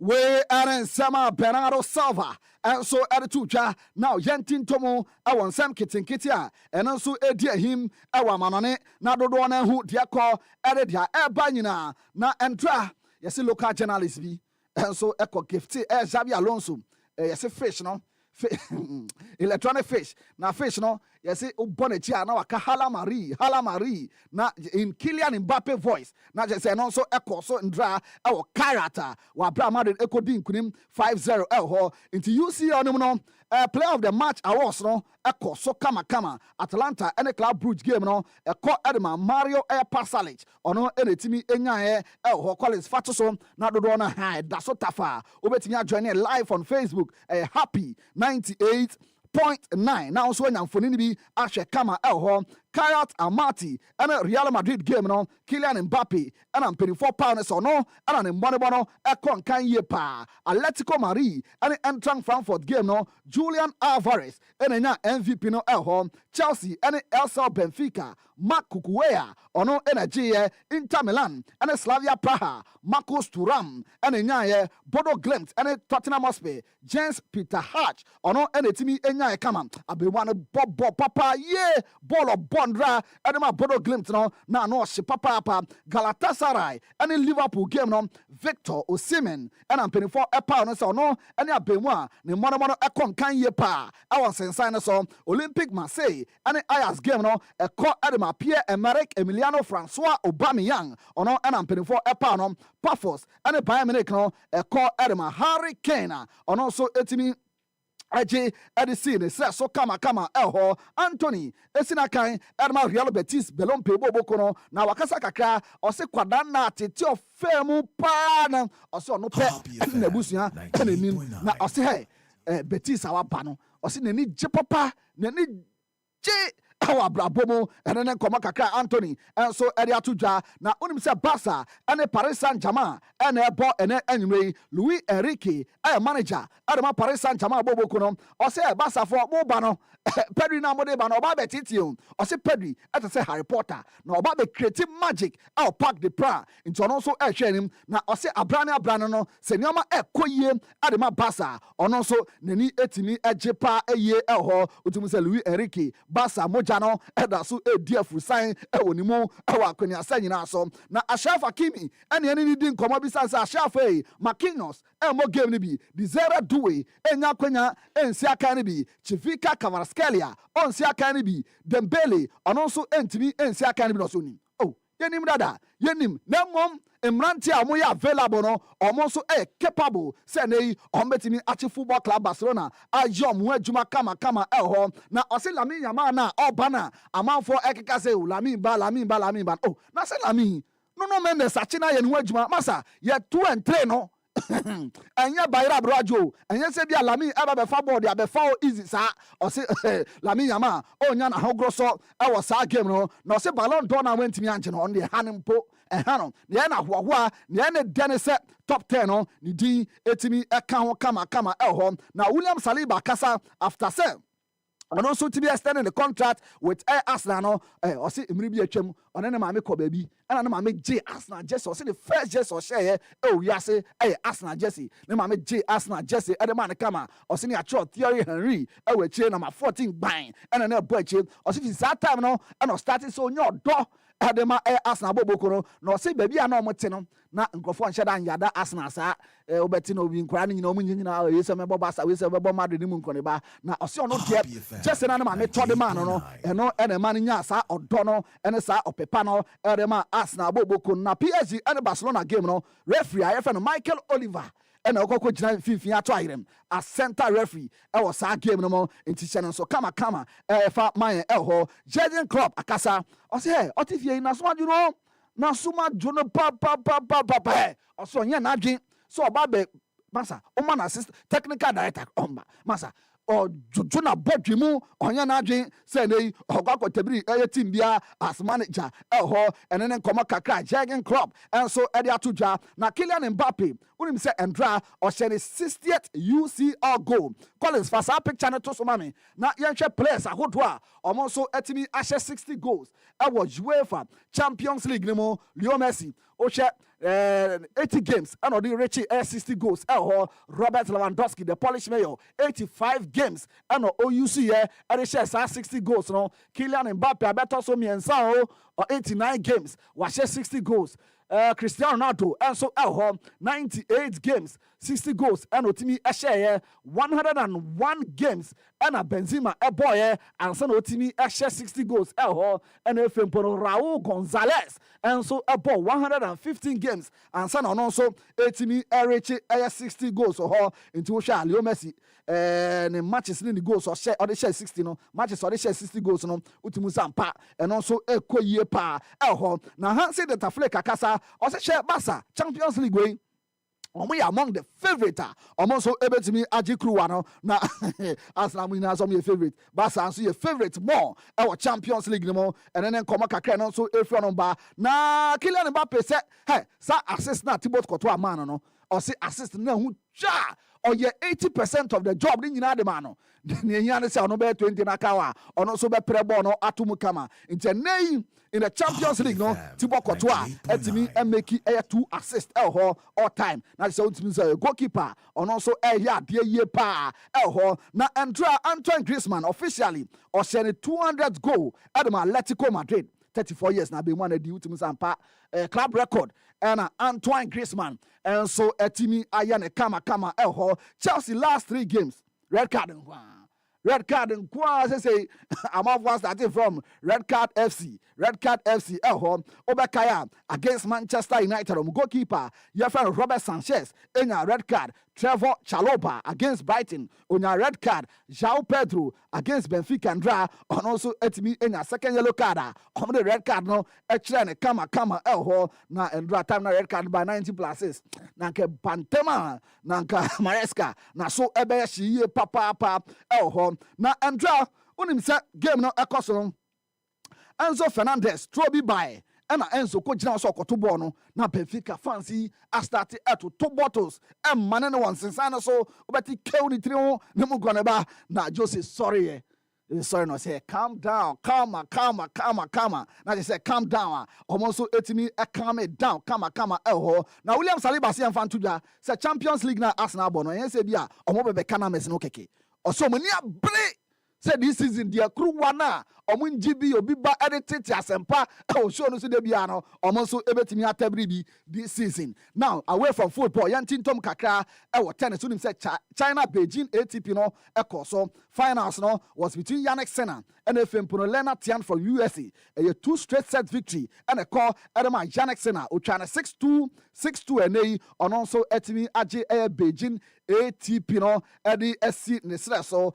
Kinoshita Japan Open final also so Carlos Alcaraz from Spain on it Taylor Fritz from USA and I did Bueni and also Korea 6-4 and Carlos Alcaraz and so etimi aje hall now I also my panis Obiba Carlos Alcaraz will withdraw from Shanghai 1000 Masters no yes due to physical issues nti enyadia abemwa so ebetimi akonti we kwan damu pa ere ma me boss Yannick Sinner ono so akogene si ba mo nyina ye begina we so na ye de amano nsem na sine fempo no Prince Obiba Poakwa Brown Obiba JK e de show na to aso aman meda se eno eye kwaku ansa Albright na ansa ne ye beba aba ye Champions League ho nsem kakra no yintie we ne emra okay ana wo de kwaku de kofa we ni bra na menye anu bi kakra na ye to aso Collins me mama picture bi wo hu mama picture bi nka mesre senka se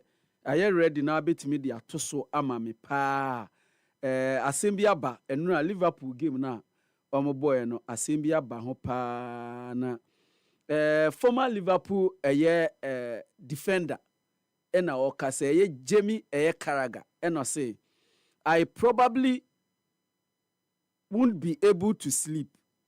I don't even want to hear people's voices after this defeat. The penalty decision against Galatasaray was a harsh one. Osimhen caused Liverpool problems last night.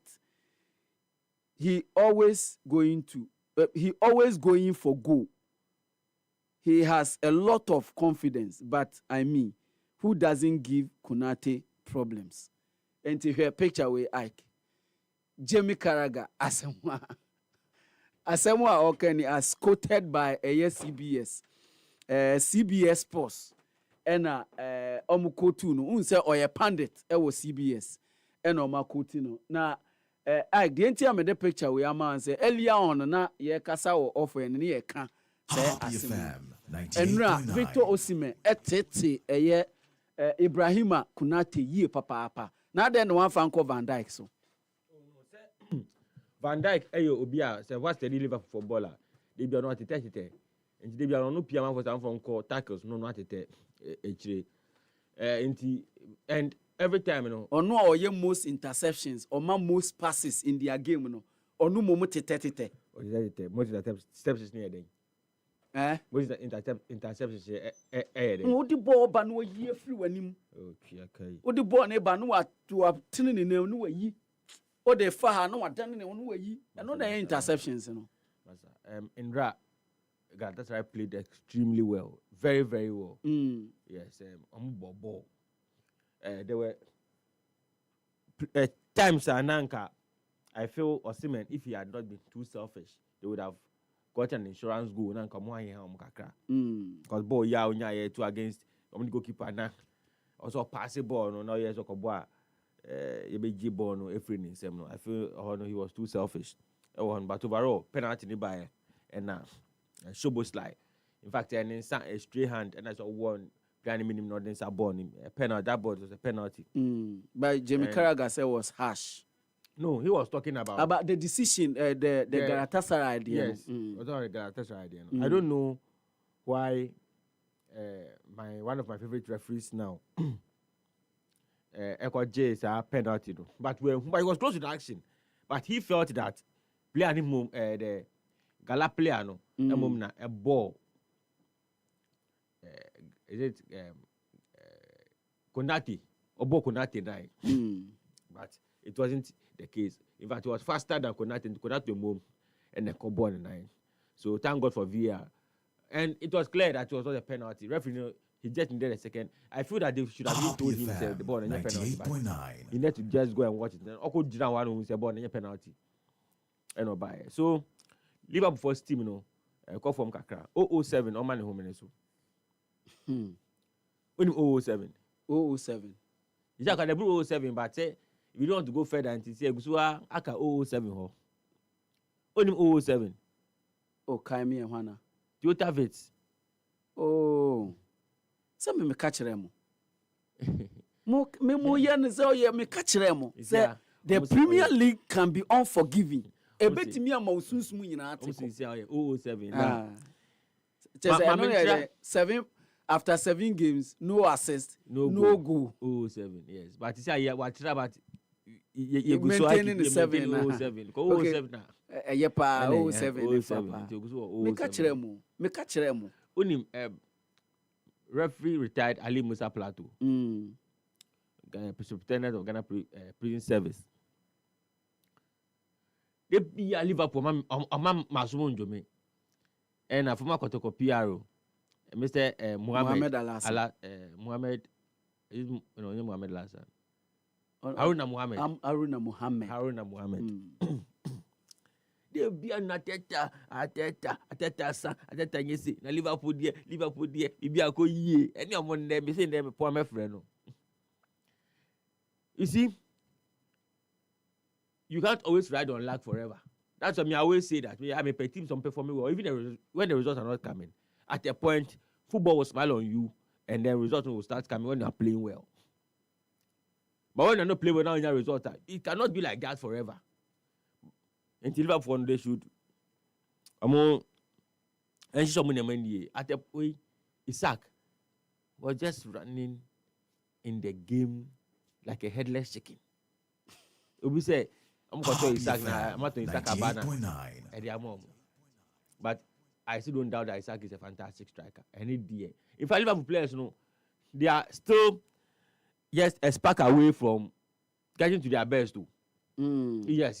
And they move behind this county, this Liverpool team, because they still have got the quality in the team. Just a spark away. I'm going to find them ready, but they'll be always dangerous. In fact, this Premier League, they've lost one game. They're still on top of the Premier League table. Yes. They are leading everybody by 2 points. It is not as if say, I'm more doldrums, Musa. It's just that Obia watch more games this season. Biano see that they have struggled to win games, like against Burnley, even against their games that against Bournemouth. They won 4-2, but they struggled. A lot of the games last minute number share goals now. Eddie Winiko, but this the Bia so. Indra, Galatasaray, let me give them plaudits for Indra, ball of boy any day, na F. Indra, what? That game's in here, Indra, because there were no. And Chelsea, yes, Chelsea, Chelsea, ni Benfica. See, I can say Benfica there, no match for Chelsea. But in fact, truth be told, Chelsea phone papa.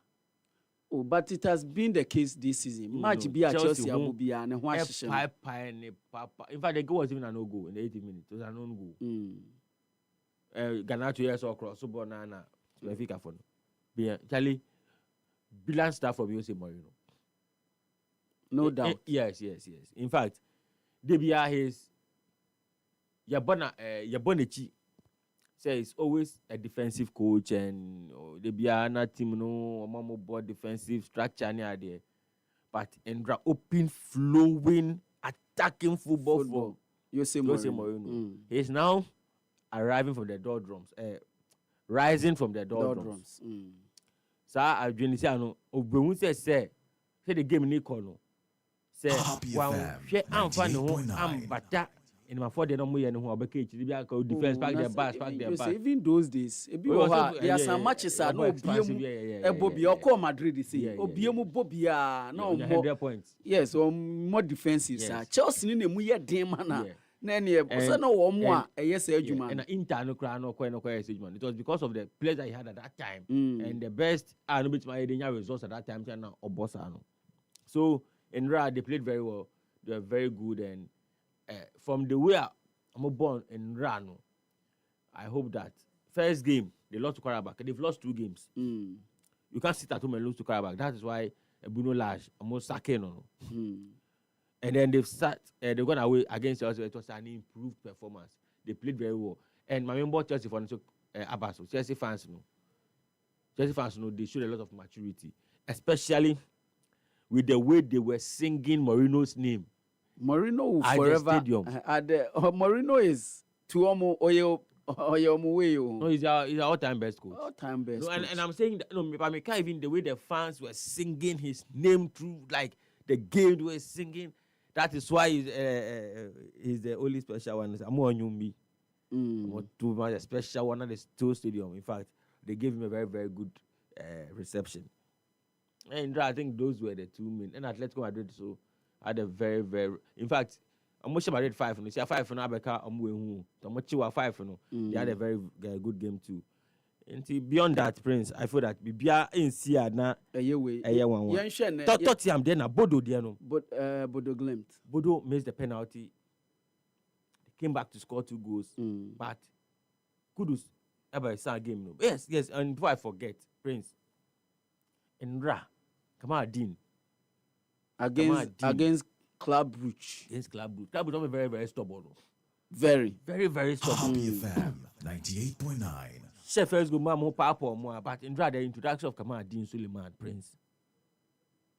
And let's give it to Kamaldeen.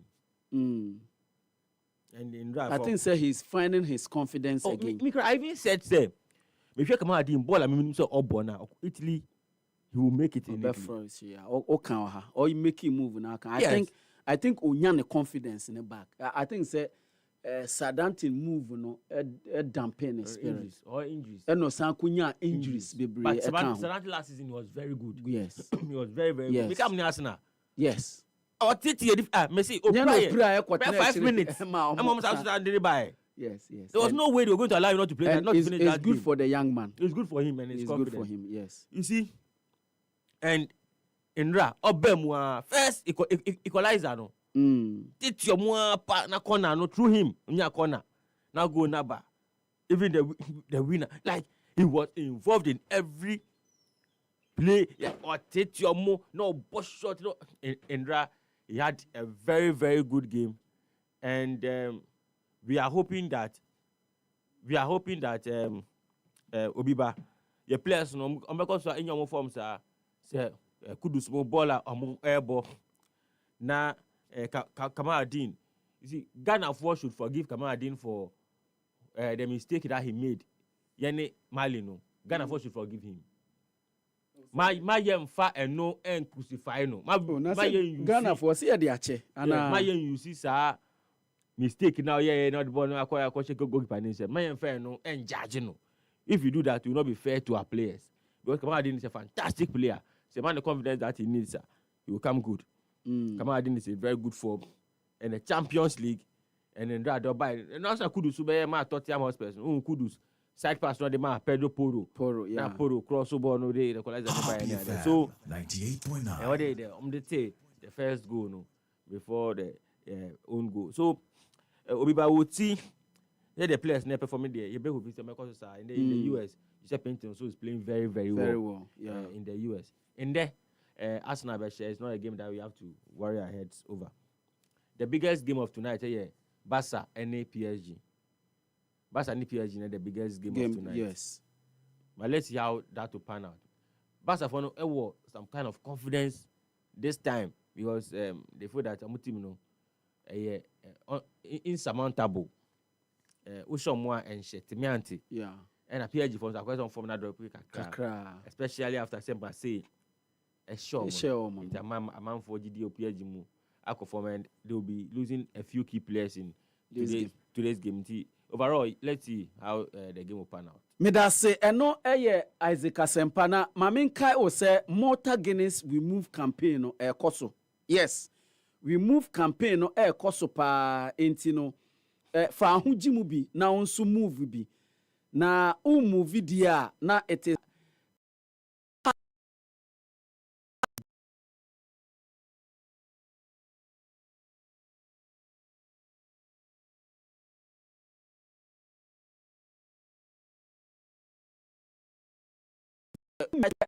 natural goodness. Sabre de ye turn 12 Ghana cedis Malta Guinness and one some and I'm actually na hyene so sabre ne abre nyina o to a na wahwe se proudly made in Ghana symbol no ebonitini so say ye kan so a ebo ano no ba bia yetu no Malta Guinness we move hyene so say uchusu made in Ghana Malta Guinness over the imported ones na free Nigeria bana eniema enum ana ensien ena oboa na yaye u protect local business u create no save jobs u support Ghanaian industry u boost Ghana your economic growth no na fe what show national pride Shanenson Malta Guinness made in Ghana by Ghanaians for Ghanaians ye wo Ghana ha Ghana for ene na omu ye wi a na ye Ghana for nso yanom Malta Guinness we move Shanenson said 2026 Happy FM Valentine Mass wedding no ebeba so afi die February ye no fe na mami musa wo asembu say are you ready to say I do without breaking the bank why ye crowd say obeka say oh yes me jitum pa so obey ana be men obeye me yire ana se obeye mi kunu a onkofa osika ade akogu bank nyina enkonko ye sa wedding no ana minim se wansa no eye ane se ye ane dia na eye Happy FM Valentine Mass Wedding 2026 aba edi amount with just 1,000 Ghana cedi per couple no ubenya the wedding of your dreams tie wedding na waso ho da ya no with 1,000 Ghana cedis per ebetimi ayama ye ma hotel accommodation wedding outfit ye ma wedding reception any aduane ne ensa ye ma decoration papa efe obi ahu anu abie nanum ye ma eye convoy escort services sanso na ye ma professional premarital counseling ye wia ye twa video ye twa mfoni kwa ye wia o ye bema ye twa oti ama e ma no ya ye omo makeup ama omo trinwi papa we nyina 1,000 Ghana cedis tie for 20 solid years ni Happy FM aka awarefo abom e de serie ahye omo ano e de serie ato omo anim ye afie bia afi next year de no afi ene ye ton registration forms nti bra premises Happy FM ye premises e wa salam down na befa o forms ne nkrofo fa pa nti hyene so for enquiries any sponsorship opportunities no free 0244 143994 and I say 0302 254858. Happy FM Valentine Mass Wedding 2026 aware on another level. Don't do terms and conditions apply. Not every chairman is a chairman. Being a chairman is more than just a title. A chairman is the one who makes his woman happy in bed. A chairman is the one who gets appellations in the morning. Every chairman would attest that his happiness starts with a kiss. Entimi ni abema, se onso pese oye chairman na ye boss dia, then you should also start with a kiss. Na ube start with kiss dia, na o call nearest a pharmacy na se o chemical a store no akwa akoto kiss condoms. Ene o kiss a strawberry a gel no. Enti ube start with kiss condoms no. Condoms na ade be hyase. Na pese ko smooth na ko deeper na afi o di gel no aka ho. Isaac Asempa wo di gel ne ho dance ye brutal. O se efa na ye papa pa. Soccer bet semen country o se omo wo for a great opportunity to win even when you are losing and no a soccer chance with 10 plus matches na make sure say us no sika e de atoto to sa matches no e 1.30 or even higher. U lose one game e wo mu a anka in betting sense no ka we lose bet ni nyina but on soccer chance e wo soccer bet so no you be rewarded with 3 times your stake. Well lose no you rewarded with 3 times your stake. Sika o de to so no you bo ho miensa e de amount umpewi na opeden. Terms and conditions apply. Shannon so for mami. Ye anumusuo ni anumusuo dia na eye jibu. Oba eye happy fie ha. Jibu na ene yenom. Ye offices ahuro ni nyina jibu ni bi ene yenom. Ensansuo ni bi ene ya giatum ene ye kanfo. Ye se de ani ehu no ene ye di ho adanse ye. Enti me Obiba metimi e di jibu ho adanse krogen e de amaw. Na de ye me fe wo jibu ho kra ne se unse dispenser bottle se wa bontini nyina eye 18.9 liters but jibu de no almost specially designed eye dispenser bottles no eye 20 eye liters eye bottles e no mo de aba adwa so na ubetimi de wo 18.9 no aba abeji 20 no with untua sika bia enfen ka ho kra me ni obi akwa mako 5 or de koya e no mo yi 20 de ni bi e refill e de ma no refill ni sika enko anu tua wantua sika for eye bottles na oko sisan no enti hyene nso presently and as currently jibu e won 9 eye African countries Ghana e ka ho na oba Ghana ha dia e site ahoro ni airport close to Alliance Française North Legon on the Wisconsin Road Adentan next to Cosby One College of Fashion Osu close to Photo Club Imaging Asalam down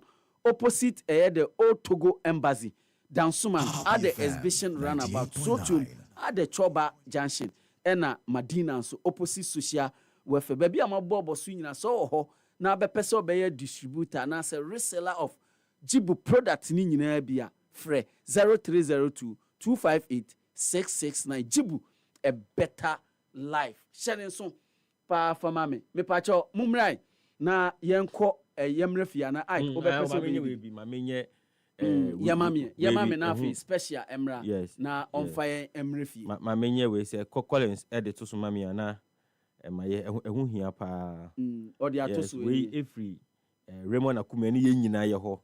Ya ye senior man Andrew Norte. Andrew Norte. Andrew New Andrew ni Norte. Yes, ni Norte. Yes. Andrew ni Norte of yes. the Ghanaian Times Corporation. Publishers of Ghanaian Times and the Spectator newspaper. And the immediate past communications director of the Ghana Boxing Authority Interim Management Committee. Yeah. I mean, Chano, when we say, when Remo, you know, you internship, you Ghanaian Times, you internship for Ghanaian Times. And I Miamu Pamomia, Raymond, the Okawa, Abisini. Me, Nami, me, sports, Nami, more spectator. Oh, okay. Yes, Nami, more spectator. I'm from internship there, I'm called spectator. And also, I enjoy your partner. Me boss friend Jemfi Boate. No programs be are not the make programs I can see now. E ho na akodi lottery bi o man farm. Yes. Ni eje ma minchia ni Adam Asakin so. Council ni Adam Asakin. Ono so 8 show no. O si Chelsea for new name and Unim Red. Oh, okay. Ni Adam Asakin. Council mechia na no pe we show ya. Ye no be din kom sabre de manya Eric Daniel aden American Eric Daniel Happy FM Daniel ni ajei ewo ahoma ne so oye former footballer board ye obobi papa enei oye eye Division 1 ambassador Ghana Football Association Division 1 ambassador Openi mechiao emo akwaba eba happy 98.9 FM. Pastor mejoso. Na se ohun ye de. Yakopon adom pastor me ho ye pastor na also. Menso nyame adom pa. Ene on happy sports no. Ye throw ye spotlight no e de ato Division 1. Esan se Division 1 ye league no ahyase enti unso ena mpanifo ayi se bohu dawro na Division 1 no senetie ahyase as an ambassador no season wey then I will expect it. But I see bebre nyame expecting is e be hu good football our teams in the hono try our coaches akase a omunyina ekra teams a omu coach na omu bo omu ho modern share first match the way nyama esi4 ya na Zanema Echo ye Emma teams in the baby team be Echo away. It me Echo Dean Queen. Tia feel the Asian say Ebenya good football na the best team no. It me I qualify at the Aba Premier League and then players no so no. I say with me Amakete Omo ye na almost so it me Enya baby pa SC. Na se ye ka se obi ye Division 1 league ambassador Europa anything. Me ro ni se be hwe se bibia betimi akoye Division 1 league. Happy FM 98.9. Any players ni bi akasa e se omun crying mo hu se bon na mo bon se omoye mo bo a mfaso bebre e wo ball ni so.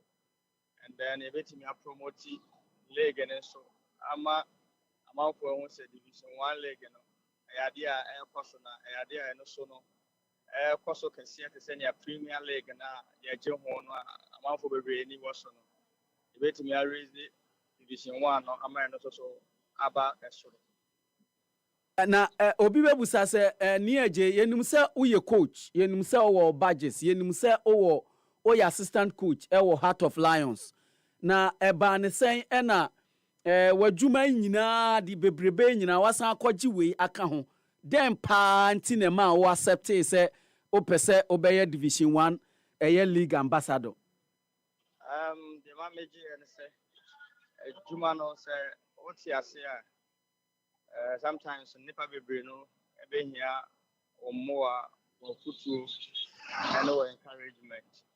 Nti no sene yakopon adoma baby e bokodu ye no ɛnya experience ɛnya ɛkutu free mpanyinfoɔ bi hɔ no no so aboa abɛtumi aboa players na wɔn ba no ama wɔn nso ɛhu sɛ adwuma no a wɔyɛ no ɛnyɛ adwuma a ɛyɛ fɔn ata ɛyɛ adwuma a wɔtumi ɛyi wo yam ɛyɛ ne yie a daakye bi no wobɛtumi anya ho ɛmfasoɔ nti ɛno na ɛma me de agye sɛ nso na yɛ ambassador na yɛtumi aboa ma division 1 league any players no ɛtumi aba soro ɛwɔ bɔɔl mu.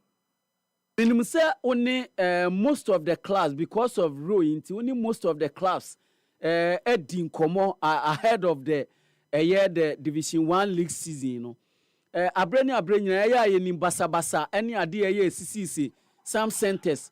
Muni omusia monkita hodie mu no den na mo kan about the sometimes violence ekoso any the name so Division 1 hodie violence any ade na ɛyɛ wɔ hɔ no den na mo ne clubs no nkɔmmɔdidie no ɛkɔ sɛn.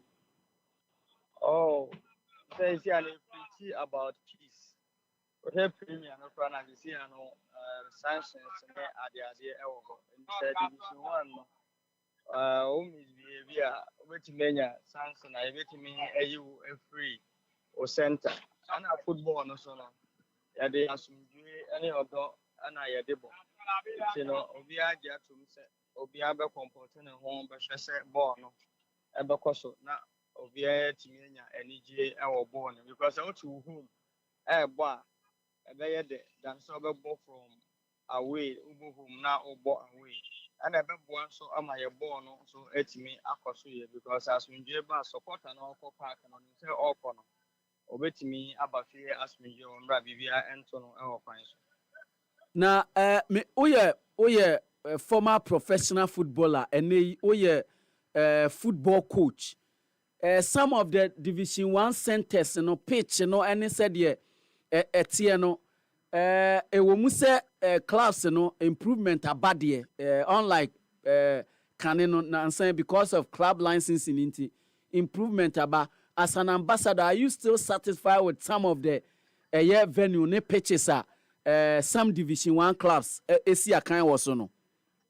Yes, gidi say minnu me nya benya club license for no adwuma na before so mbe sanction o park am ya bobo no mo di kan kwohwe so ansa na ya gye atum ama ya bo nti no mo di kan akọ nti park bia na omo boss bia no club license for no aka akọ check agye atum nti ho no de adwuma no mo aye ama ba bi o ha ni amutimi agitumu but ball no ekoso ho na wo hwe bia utimi unse pitch we there Division 1 second tier there na nkenye se hona and me can way because oh, you're professional footballer and unim said yeah bad pitches etimi hamper progress of footballers enti na me busa o sa asem yi see no before say your best sanction matches no venue no so the kind of ba be 2 days 3 days and sana you hunu baby abebo no e ho no nya ye ngi entum enti e no so na yemra na enti who expect say at the end of the Division 1 league season no omo a ebenya promotion about the elite Premier League no omo modern boy no ebeye a deserving of Premier League teams.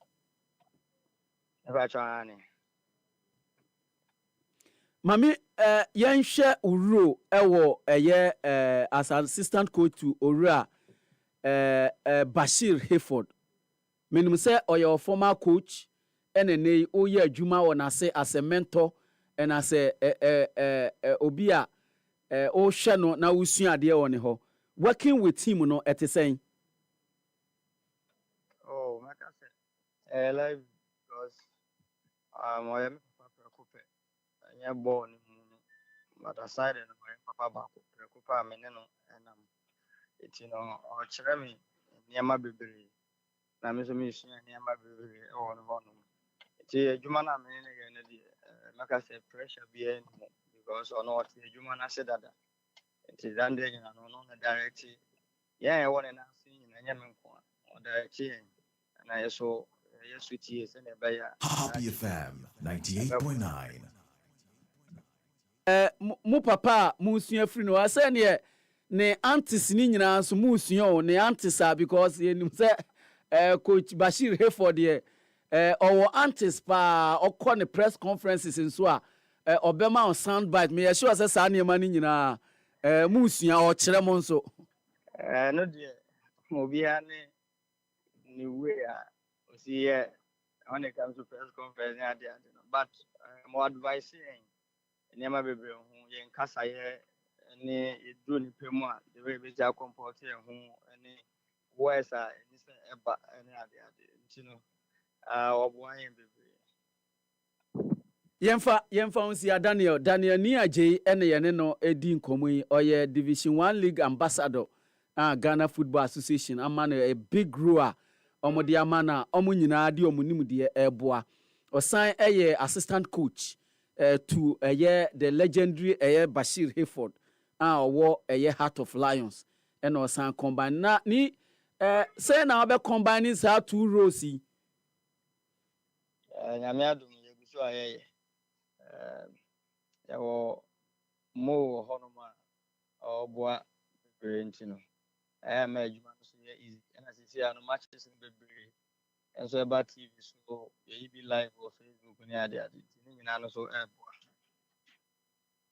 yedase yemfa unsi yedase se ye frɛ we na no pay oje ye so na woni yen edi nkom assistant coach Heart of Lions na afi Division 1 League ambassador Daniel ni aje na ote ne nka no yedase pa se ye frɛ we na no pay utie na oje yen so sabredi yenda ne ye ho yenda ne ye ho mra yeda ne ye ho aba na Mr. Fusuapia atnase na otnase dia onum se ensemu a ewo man mu mehu se ye under 17 for no omobo mo homoden pa emenura yi omudi nkunim over Nigeria eneyi omapie mu finals finals no so ye boy homoden a na ye koye nimu asa mehu se ye coach Ogum wadi nkomo wakasa watena CD or the san nsem ni nyina ene ada nsem so ebebro tiwi na yemra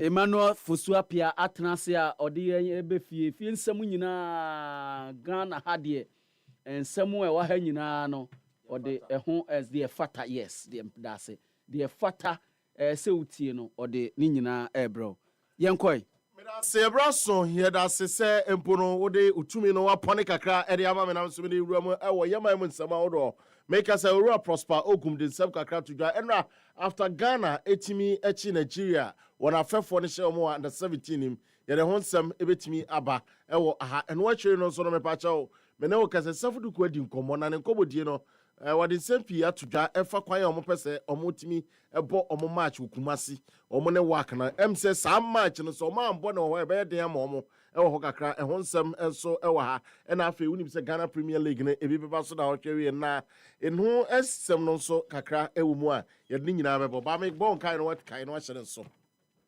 say high sense and a nei abrebia me catch us say womo eniema omo de abadwa so no eyefo na eboa so ewofie ba esa say wo fa laser TV na etimi ebo dem to say paper na ebo tale down na esoso pa boyiri pa na soso your 4K pictures na beti ho eno akire no so na mesa kai wo say no wa hye so say wo hwe TV no so a eboa wo offices na face conference halls ahodo empo no mo a mo pese employer presentations awodo nyina munya sa laser TV bia ebetimi abo gas cookers, washing machines, smartphones, sound system, water dispensers, microwaves, na blenders, major rice cookers and kettles awodo a ba air fryers ni nyina bi nso ho eni gisem se emfie num numu de se ko ba de se ade no touch mape obebo ana afi watimi akra no ensan de ba ensan entie nyina mahodi basa sa enti kope high sense for eniama wato onkrabata na pete oman mu baabi bibre mia me be boso yi kai na chere so se baabi a wura bia obeti enya bi ho kai na chere so se nkran ya no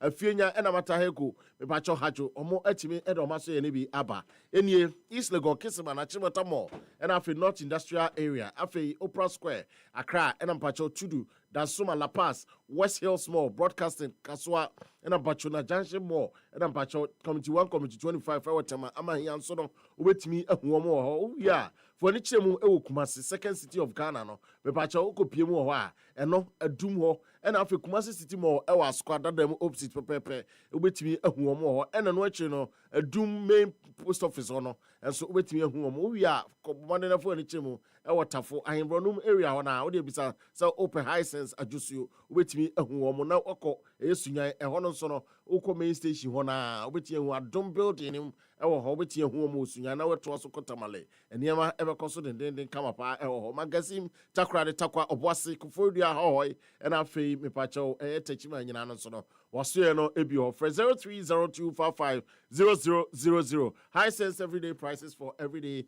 people. You be free some na se dia. You first you free Henry Asante Chum. Ono ye kasamafo edema ene the Ghana Football Association. Ena wedi nkomo pi Efa Central African Republic matcha. Ye kwa akobono wo bebi a ye frɛ ho Morocco neno. Ena de di kan no so. Omo the data and facts ena ye adwuma na omo di kan akra ya advanced talks ewo omo ni Morocco for no ye contact. Enti nyade a data and facts na ebebo chain dan so be use conjunctions na dia adwuma enti sei na Henry Asante ekasa efa match no eho. We've been talking to our colleagues in Morocco. We've been in constant touch with our embassy in Morocco. Personally, I have friends at the Moroccan embassy, so Moroccan Football Federation that I've been talking to. We've exchanged a number of correspondence in terms of how the weather behaves during the day, during the afternoon, and in the night. And so our preparations and our planning will be purely based on fact and data and not conjecture. We've had an advanced team in Morocco since Monday, and so before the team arrives, we will know exactly what to expect and exactly the weather situation, and that would definitely inform our thinking, our planning, our approach, and everything that goes with the game. We and someone Harry Asante Chum etimi ere eba ponten efa en boboa womo eye ede akwakohia omo na enei amafo kase debia no otuado monitoring ewo Europe ni ade a technical advisor den nkofo so Ghana ha womo ehwe Ghana Premier League no na empo no sa asem ya Harry Asante Chum wo keke kan nyina no yebehu new faces wo collab no so no kresa abrebia no se empo no coach na adwuma wie ni ade a ode koma efe no eduru ba bi so a ye de binom to standby ni afro ma ka kire o me san se wanhwe na wanye sa de na pura betin aba etie no krese ye betin hu new faces de na so onyi ni se ebedoso epi. The coach submits the squad to the FA, including players on standby, because there is always a probability or tendency of having players pick up injuries when they go into their final games before the international break. So you must always put players on standby and inform those players. Once the coach passes the information to the players, the list is sent to the FA. The FA goes through the procedure of sending formal invitation to their clubs. After that, we inform the ministry. The ministry grants approval for tickets to be bought for the players. Then we send those tickets to the players. And once that is done, the coach now defends his squad in a meeting with the management management committee, and when there is an agreement, we come out, and that's when I come in. So in all of these processes, I am unaware of the players, even though I have a fair idea those who are likely to make the squad, because mostly we did not make wholesome changes to the squad due to special reasons. So at this point, I am unable to tell whether there will be a lot of new faces, whether there will be completely new, set of players and what have you. But I think that based on my discussions and previous incidents, we shouldn't expect too many changes, to the squad that represented Ghana in the last games against Chad and Mali. We someone or they to ja and I'm say Harry and to me and share a bribia 10 times on internet. Now I say and they you did the home come pa. What's the discussion be brave? And I say various discussions be brave. Now at me akoko koswa any proposals a hodo and na any woman etimi aye efa sa match no so mo players ne ba be sia asa no mako Morocco ni ade no e be ha adwe na mre so nhede ne o eti e kame say nkomodie ne de akoko ti say your players no and so much Morocco. Various discussions have been held. I can tell you that there is a proposal that the players report to Morocco instead of Accra, because we do not have enough time to prepare for the game. Imagine these players will play on Saturday and Sunday. Time we expect the report will be Sunday. And then the last batch of players are also expected on Monday, and the game is on Wednesday. So if they report to Accra, what it means is that you have to fly them to Morocco, either on Monday or Tuesday. And that would be a lot of work, because they will not have enough space and time to rest in between the period. Some of them will be flying as far as Los Angeles or maybe Switzerland, Belgium, France, Turkey, Russia, and then they arrive after long hours of flight. And then the next day or two, you have to put them on another flight and send them to Morocco. So the last discussion we had, the proposal is that we rather meet in Morocco instead of meeting in Accra before we go to Morocco. And that is what is currently being firmed up. We are someone Henry Asantichun Kasama for the Ghana Football Association or etimi ede etu ija na owie no kra na manfo enra ene e beka che say ye oman so afo a wo hwe agudie ene ho nsam so no ene na foforo so no etimi ede nsam betu ija ora Kofi Adams efa budget I be about 733,000 a omode Emma club no empo no efe no akọ na no eche no ene ne ye bisa se wona wa kasama for 170 so se de tie ni se efe na nkasa e de omo budget ko ene omo so actuals na ministry ni is a pattern no omo de ababontin. Budgets that we present to the ministry are not actuals. Everything we present to the ministry from time to time are estimates or projections, and that is based on experience, purely on the back of games that we play. Let's not also forget that there is always an inconsistency in terms of the figures, because we do not play at one venue. For instance, during the recent window in September, we played in Chad for the away game, and then we came back to Ghana to play against Mali. This time round, we are going to Morocco. So the expenses made or the projections made for Chad will not be the same for Morocco, in terms of hotel, in terms of feeding, in terms of internal rounds, cost of training facility, and other things. So once we make those projections based on empirical evidence, research, facts, and then also a historical antecedent, it is always up to the ministry to take the final decision. And here I'm referring to the government, because the ministry represents the government. So we do not have any reservations whatsoever. We presented a budget estimate to the ministry. They have come up with the actuals, and we have to.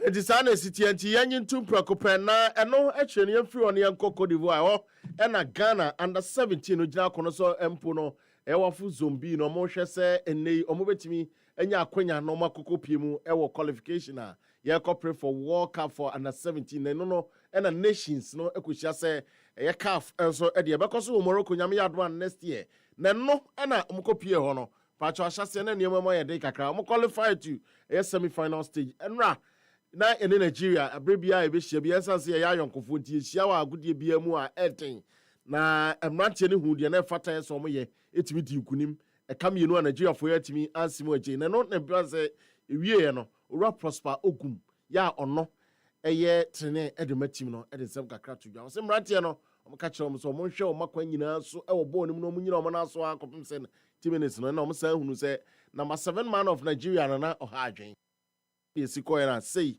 ɛne nsɛm a ɔkae ɛna ne nkyerɛ mu nie. I think it's two things. We prepare them mentally, psychologically, that they need to be very focused throughout the 90 minutes and then try as much as possible to make sure that they don't commit early mistakes like we've done in our previous games where we had a red card and conceded early goals.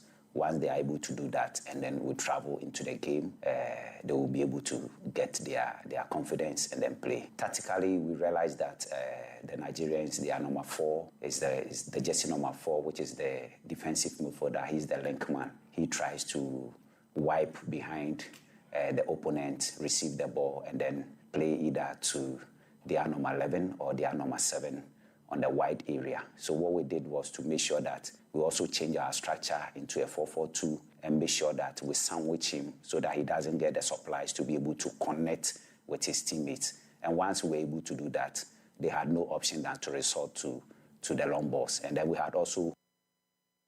We and someone Ora Prosper Okum 822 Jafan to just say Oko on Facebook page is here said na highlights no esitiana edaho ubetimi enya bi ahwe kama pa said empo no kagawa na ne call for ubetimi enya goal and said goals no esi epie e under 17 nim no na nya no kwa branch ba ko a utimi ball model pa Kingsley Fosu Junior ono energy MVP ewo ho ntina nya asem kito hwe se de osi eje ye na branch no fine boy hwe na nim kura tim se we suru ha pa Kingsley Fosu Junior na timi eje MVP ede si ne naso a eno kakra etimi efiri oba yemfa ye ni emfa nchemu ewukumasi asante kodoko kakra na eno asafudu ku akodi nkomo kakra ewo Insta station ba ko na de na hia pa eye picture ombe gina so no mapopo ewo ho nti ye de asokotete ho kakra ene ebisa se omo bisa se na se na esiti o se ye nkama obi ante se ene efe no de aba beto omanim se ehemfa na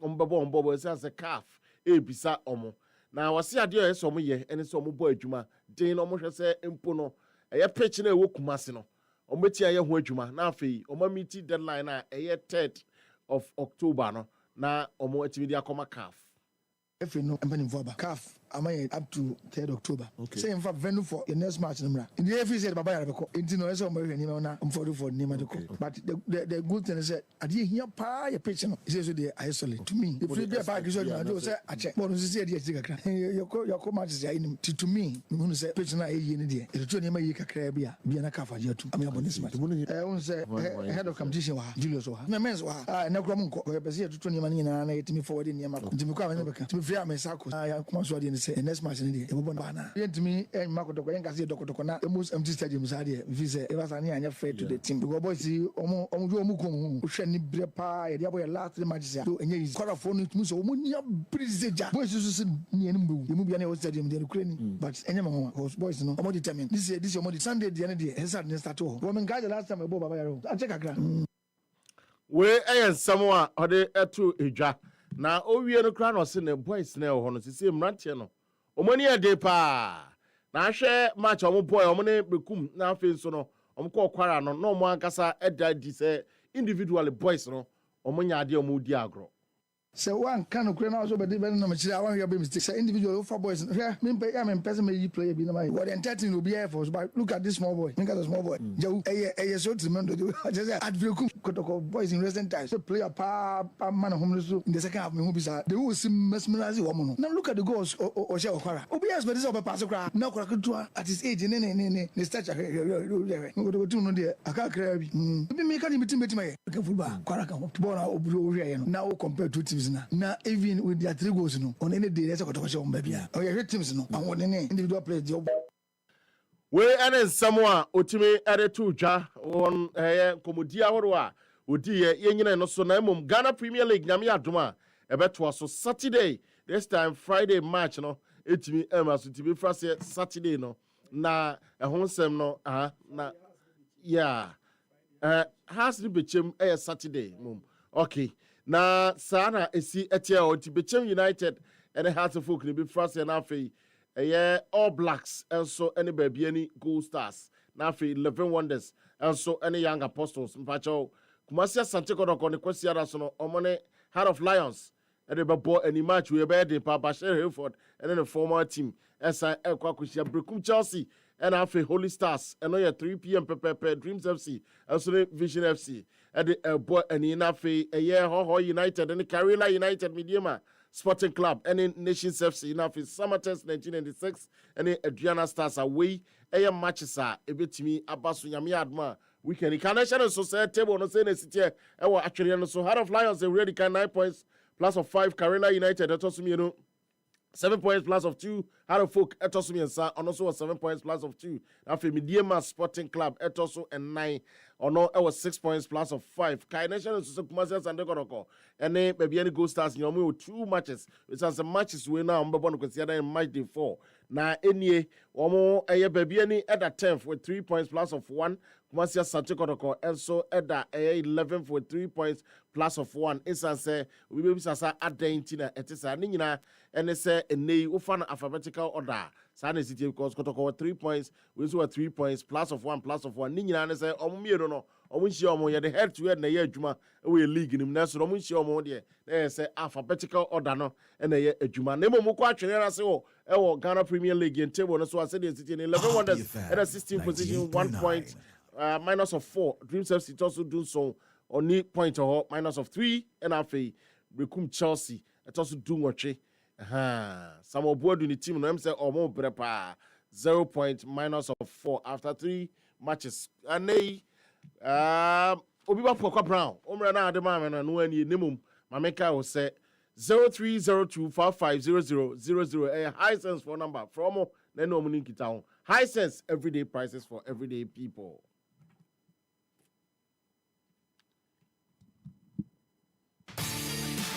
And the Cretrodos here can high sensor, the about chimney television, refrigerator, chest freezer, air conditioner. Now so when you say your laser TV, gas cooker, washing machine, smartphone, sound system, water dispenser, microwave, blender, rice cooker, kettle, iron, air fryer, kakrebim ponon. So to adhere away ho, in fear no tem, se chama, ne free Fabra, yensi amawa, yabesa sama. Se so the high sense showrooms no, ebu organa fanenina. Into bibina opatwa, banaiko, nekwajodia, ebi one cry, Tama, Kumasi, Takrade, Takwa, Mankesim, Obuase, Sunyane, Techima, Tamale, Hoy, Kofodia, a bona da fomboko at the mount. See a high sensor, near Tredia Echeno, dear Papano, dear Ensang in Amcanian, dear F Feno, Naya Befono, Bibina open Chrimua, Frey 0302 550000. And now Quabefon and Santintanasu, Ubenya highsense.com.gh. Your Facebook, Instagram, Twitter, any YouTube or so, and also share High Sense Ghana. High Sense, the Nibuasu will be abotum, and no.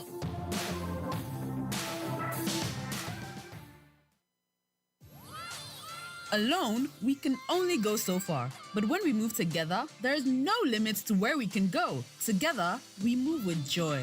We move to our own beats. We move with the natural goodness of Malta Guinness. A feel-good refreshment with vitamin B1, B2, B3, B5, and B6. Grab a bottle of Malta Guinness now and feel the vim. Malta Guinness, we move. Always check out for the Made in Ghana symbol. This advert is FDA approved. The luckiest.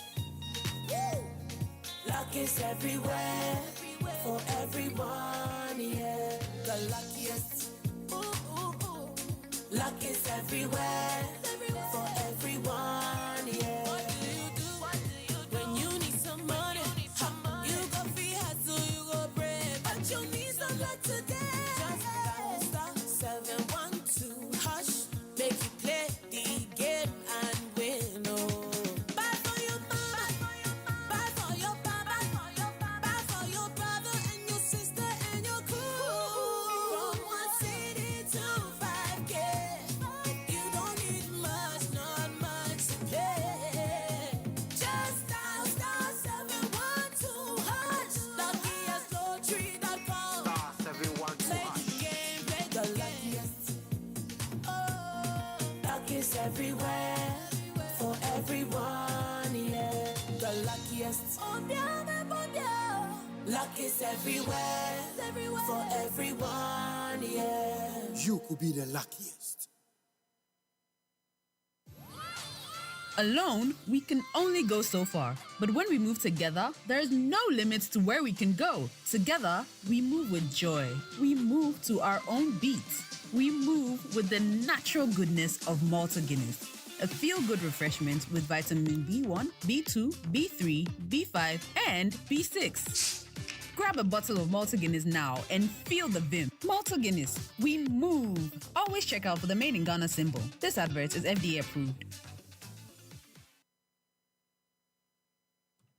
Happy 98.9 FM. I mean, Kai will say, Oko Sabash Eye Herbal Center.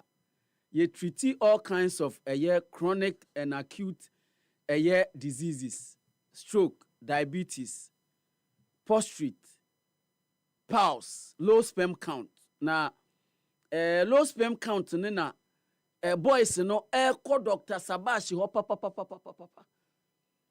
Esan say, nay, one shot.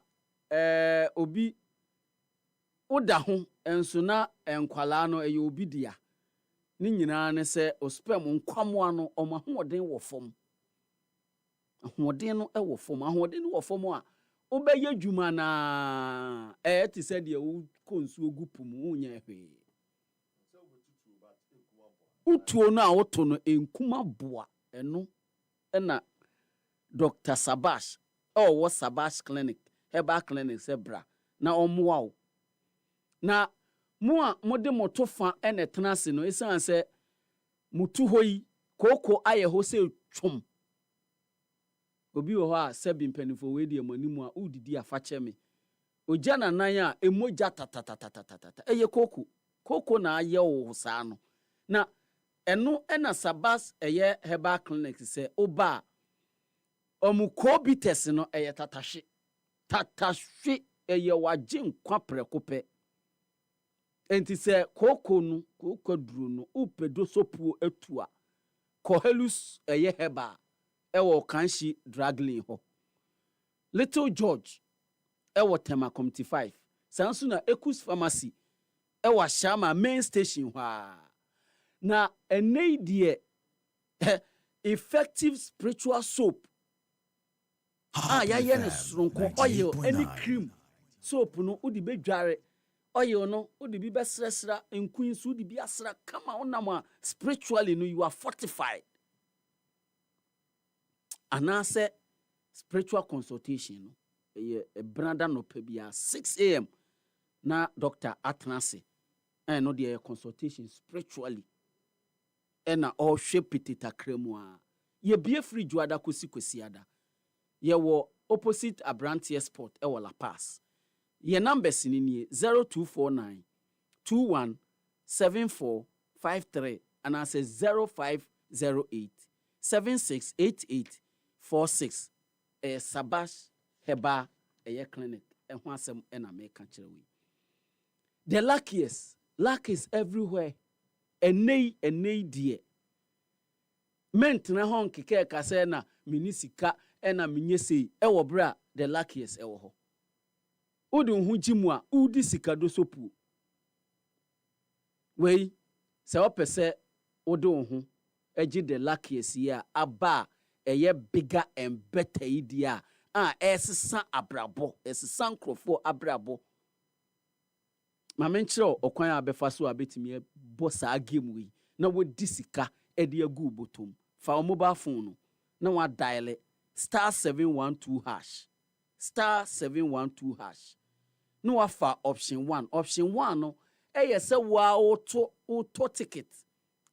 Auto ticket e di amount ho. E na option 2 ni nse auto ama obi foforo.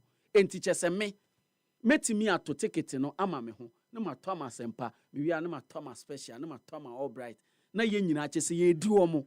Ye bubu omo machine na di omo ama asa. Eno nti ena ese uto a no atobi ama obi ubetimi ato no atobi ama ama me no atobi ama papa enti wo wadi no o papa di wo ma me o yire di wo kuna di girlfriend or boyfriend na mo nyina madi na madi omo na mo bubu omo machine no na wato enu awie no wa obetimi ama system na a generate wo lucky ticket no e de amount wo lucky ticketing system no betimi a generate the amount eno no obekọ option 1 again okọ option 1 ni bi mu a na wa prefer say obetwusu wo ankasa wo ticket number eno ye option 1 ana say option 2 no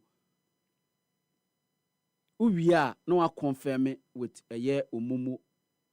omomo number no na ya tisika no ti de obeto bia na ya tisika no ana say obetimi akọ online so online de no www.theluckiestafrica.com uduru ho o register community no ewo ho obetimi ato ticket said the opese otoni bia eno so no momo kro na na ode betua enti we no uti ufie uti office uwafuo mu kra o fa mobile phone na o dial *721# na obetimi bo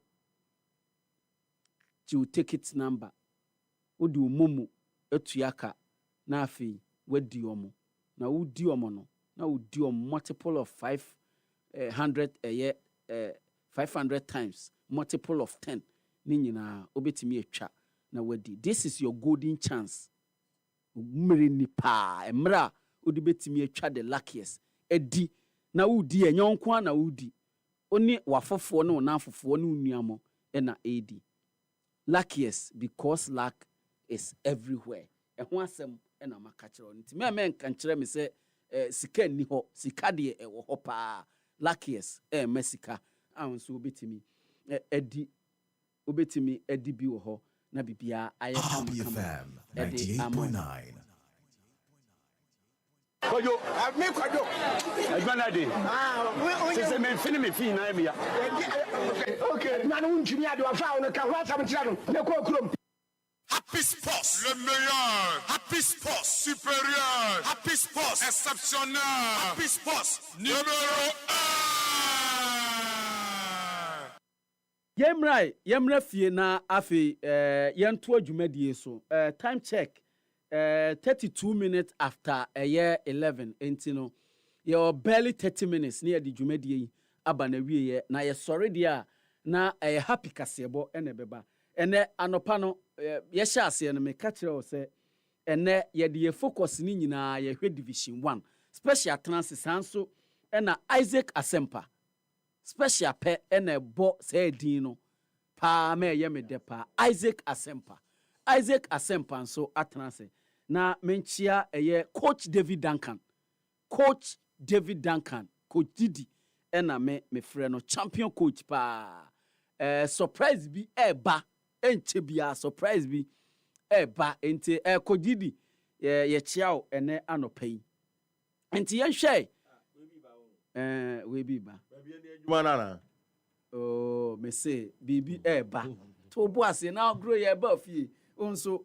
na udimirika na ukoshia kobu na mu especially yen hwe division 1 league ashase yen starting free zone 1 okay yenim say zone 1 no esan yenim history ne de ntie ne ya chem no A and B but in the analysis from the kan nyina bom ni aye ne ba na omunye ne sanso kamum so na aseyafo ne chi esorofo ne hwe omo pa ntina akwa ete say ama I one-sided. Yes.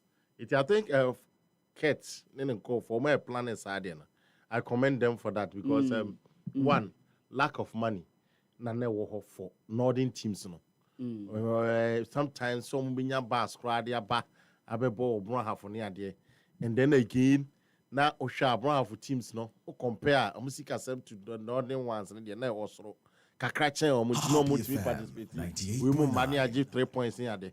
I think obi okofa sa idea no e buy a o ma e chem na hyase no o mu chem no na ho for no agitation ni bebrebe na you are giving an advantage to northern teams so mo so betianya teams do but after so mu chem no relieve o mo financial burdens na o mo no iti wey ahane ha agba wi na afi ba akon eden abehia no ma mienu no behia o de na mo akere ma ho de na ba akon nya opportunity e dey qualify and I think that idea no ashase no na edin but omode buy a omogitu mu no me for from where I sit, me tia say at least a really big clubs no e won niam pii ho na abo om so nti ho no me commend the FA and the Division 1 league board members na omo trase edwene sa no again ni AJ yeah omayi ne say ambassador for Division 1.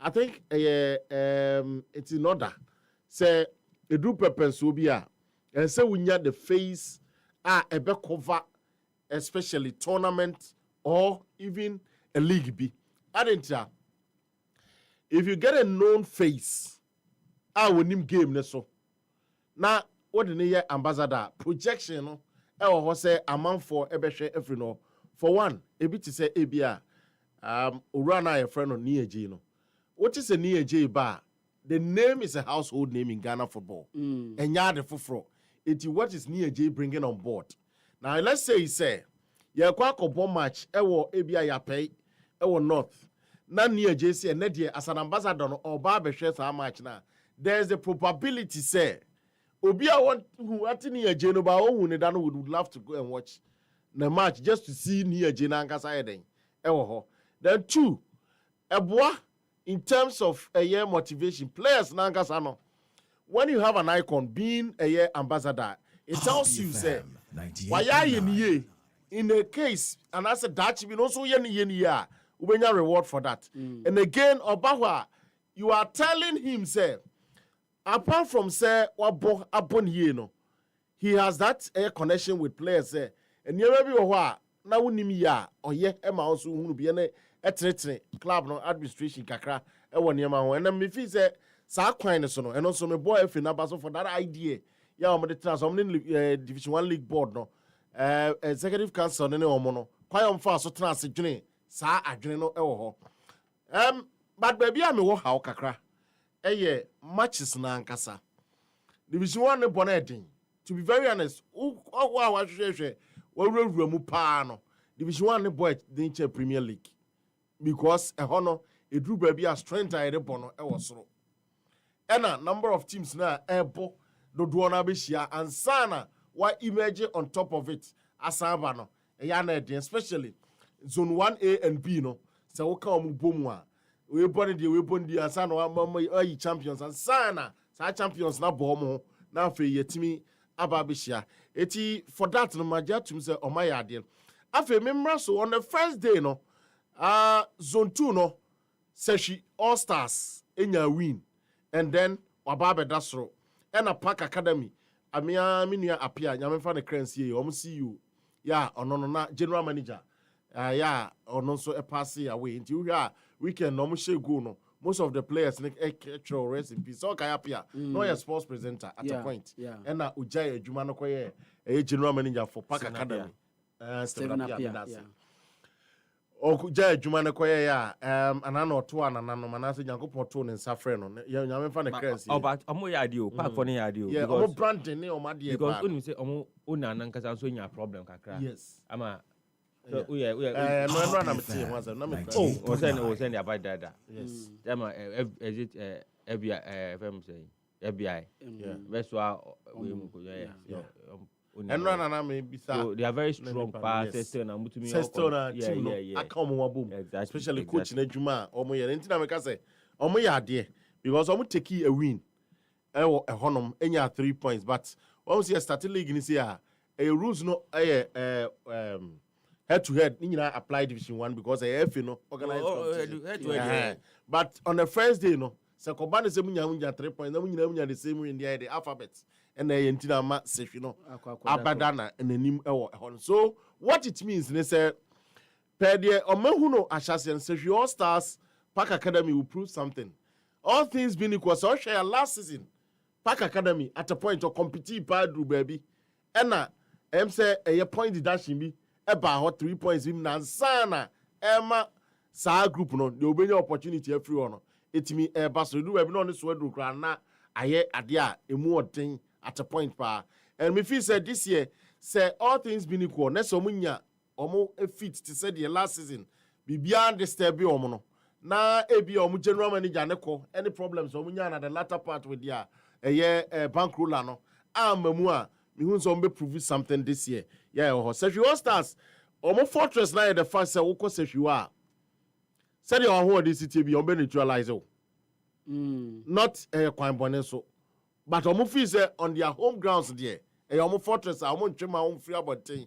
Emfa before omo. Omo ne baseke Holy Stars those days before baseke kwaku room no. Na very so omo share omo mienu na den pa.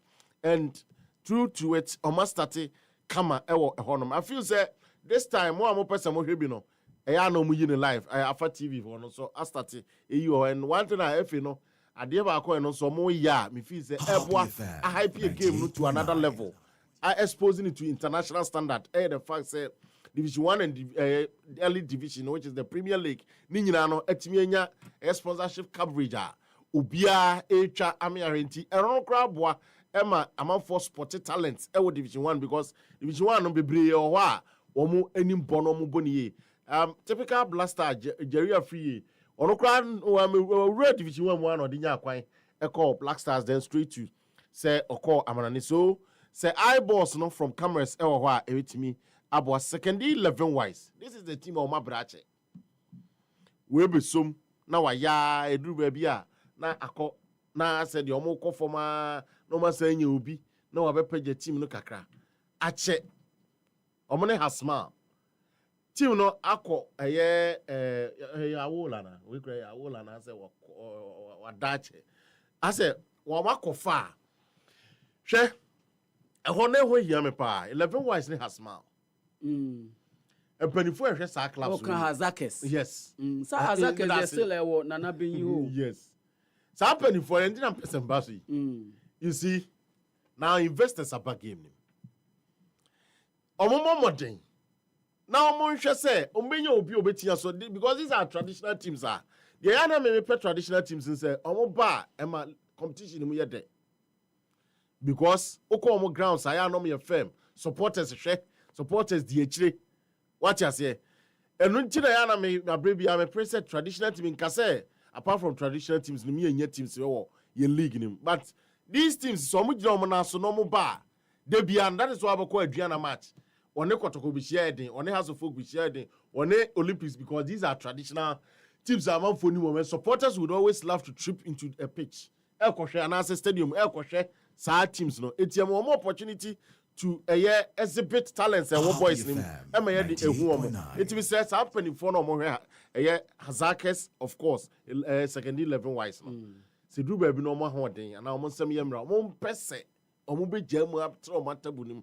Amanko bi omo so betia invest aka ho amane mako but apart from that me feel say teams na buy no police national went me anya point on the first day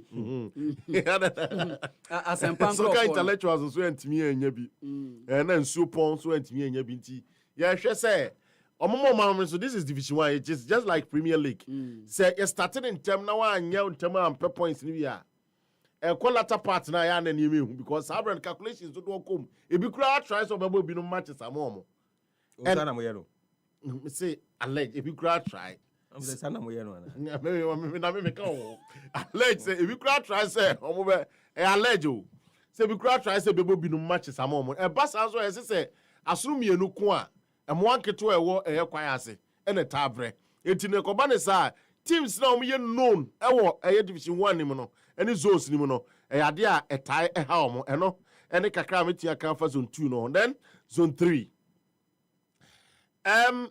most often than not yenim say teams bi ti say na God FC wo ho Hakla FC omo no omfe no mabam but indeed kwan omo fa so ewura mu no omo first day no omo Manchester omo ba be di agro omo timi wini o Port City eti na God Hakla and afi Port City. Now, Port City me who say afi omo ye team ba ko a omo no Okwawu United. Ebe ha adwene pa. Port City ni Okwawu Port City and na God. Na God. Sa three teams imun ba ko. Where you great Olympics Ephraim? Olympics no. Omo see you no be ye adwuma but say no. Agosu e mashi. Because even na God cry matise omo faring gene na ko. And then Chesco. Oh, Matthew. Oh, now last you don't call relegation. I'm not bravo. As a folk, one pre-relegation. As we were third. As we were third, they won't play relegation. No, say or can last season. Last 2 seasons. Say has a last season. Oh, we say last 2 seasons. Sorry. What you say? Say no pre-relegation, but the next season, oh yeah, there. It doesn't really matter. So almost starting first match. But it was the first match in Kwanso there. Yes. Upon the first day, they mimi who ye. But me pay analysis now all year. So who say me news wako Oga wa. Yeah, right. Yeah, so Oga there. Oga. So Oga na where's your Ogada? Me she Ogada. So the Michael where's your Ogada? Me Michael any line I think 2022 and I acquire so yeah. Omo me no ne introduce me say me your senior. Ike Tio. Omo me no nyina introduce me say me senior or a senior ntino me ti ha kra nti oga eye ene oga fine oga e bia one day me so kwa oga that's a part me oga me chia Michael Oduro eti unim dey tell make us a positive as a positive o me di anymore no apart from the bankroller any o me touch but this season let me place you on record. Prince, this season. This season. Let me call United. Let me place on record. Said then. Yeah, this season. A positive year. There be this season your call United. A positive year. This season your call United. No team. And no bet me trying positive name. And routes to qualification. Because last season. Even forget about even last season. The kind of investment. Positive. I'll go to air. See, qualification to Division 1 doesn't come from the sky. And I say your name and you qualify you. And Juma why yeah. Okay, United for year Juma some qualify because of they have the name of or because they've been in the Premier before. Is that the reason? No way. Last season in fact, oh yes, of course. But I'm saying that this is in there. A positive for a year to qualify. And be anywhere to try positive and name to not qualify. The football goals. When you make this kind of investment in your club, it's about football goals. Now, unim the Oko United in the community park. Brighton Park. In the community park. Do you know where they play their games? Home games. When? I want park community only home. In the community home games. Okay, we adopted. I'm kind of saying. That's one for them. Carrying off. Said Dana Sana now we can. Carrying off so I'm saying that they don't have a home grounds. Of course, it's a fact. But you just want to qualify. Olympics, home grounds. And so Olympics, qualify. Olympics qualify. Okobeba. This time. Home grounds. No, that's not even the point. No. I'm saying that because Oko any home grounds, I mean that Oko anywhere they play and their enclave is known as a traditional home. Okay. So across football, Accra, Kumasi, and Kumasi, home. Yes. But if you leave Oko now, Accra cannot take your home. And your traditional home. Okay. But I'm advantage. Positive. It's not even about the home. I'm saying that Positive can start to play in Tema because Positive is originally from Tema. But I'm saying that wherever Positive plays, Positive will qualify. Okay. In fact, last year, the Emma Prince qualify ahead of here, and they said, United, yes. Okay. The man Prince qualify ahead of. Oh, there be something bizarre. Ahead of here. First time. Now, some me can't be first time. Okay, fine. Now, even first game, no crowd. Me pese hohoe. Usa me ne pese hohoe she has. Me ne net. Man, no dey say no anya dey. Manya dey say. Inti. Manya dey say. Special. The make say last year, omo enya 45 points at home. All their 15 home games, they won all. They didn't drop 1 point. Yes. Oh, why for no? So, we have 15 home wins. Oh, home. That is why they qualified. Yeah, home. Emma, teams like Sempefi never draw home. Any Tema, Miami team through them, any draw home. Those two draws. But this year, anyone the home. It is then another one goes with us. Send na man no go so no ho. Eti this year teams mienu a me hu omo pa e kana god ho no. Uni matram divise there. Ono no. Enye premier na any target.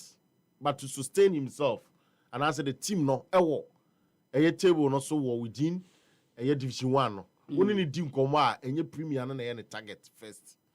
But said you be sustaining the home abrebia e division 1 na what any opportunity to sell his players yes and only adia obi o an model or running yes even atram divisa said your mo ya and am ono na make because the last time I mean for do sempe fifui the same Ike Crystal Palace for no and say so my Kings Palace for no so omoko relegation yes omoko relegation so no enema na to draw hopa yes Crystal Palace na to draw yeah pa ora Gideon Ofusumo yes na to draw hopa but ni nyina no ko ayi the kuma Arsenal ba mu this year omo hwe no nya niam yi yes ahwe o mesa ko division 2 ina Bekuma Arsenal. Happy FM. Jeje Koi Bono Edosun. Dende. Jeje Kobo. Asempa Fakakrabra. Prince Fakakrabra. Fakakrabra. Omuni gwa menden. Na so omuni bi. So omuhunu ba bi omde ba. Sa alaji ni hobi mu. Alaji ni obat Bekum 24. Bekum 24. Papa no ba na ehwe tisia. But Bekum 24. Iti on hwe no sustain on. But for quiet sa na omo division 2 no. More free division 2 aba be United so ko division 2 no cry ho no cry no ke say was na free division 2 o akwa division 3 it ya fena ya contractor bi aba o si was so be United we say ono so betimi India number because be there nke ni kwa say sabre be bi on nam no but ni nyina mu no ba for soccer academy na first na eka ayi ho no so atre na odema I'm ya chere MP otoma no they say no KAC Academy okay na je say chere am ya academy they say no sa na esi etie and also they say o ma jama sports presenter iti kwasi am ya chere KAK Academy iti sa na esi tie but this year na hono mani be ho pa because the traditional teams na enim say omobo sa that very zone enyina da so da bi wo ho we mu wo ho obia wo ho kama ti ye hwe animu say enei do ma unity da so what you say eti ye hwe animu say ho no me expect competition ba but ya na omomo mani nko ho omomo mani nko ho pa sa because niam timi kokọ koso ho tia omomo mani enko ho na me hwe ni mu se ho no de the me dwene this year da bibi ene sa liberty no techiman liberty no na me hwe omanim so mbe yi omo ho pa this year se e ba ne se team be kwa chairman me hwe ni mu se this year there because coin of us so de before qualify premier no say what in self before kwa ho kra da bibi asem na ora Alexander Alexander that is the Alex mi refini ada name no eti adwuma wa ye no ewo before kwa ho dom qualify I feel say senani ko we no so one say so say last year na politics no and so jeje no because na sabre o pre MP any ade this time the focus no about be team no eti no pre MP no WB Alex Owe wenya oh yeah so was a fact gas 055 come on so what ever 051 Alexander Abebio Alex Abebio madam papa and this time the focus in your team so and me expect say ono so be my competition this year medase no ye special wa ye justice to the division 1 league pa medase aseda o the fro saying na off referee fa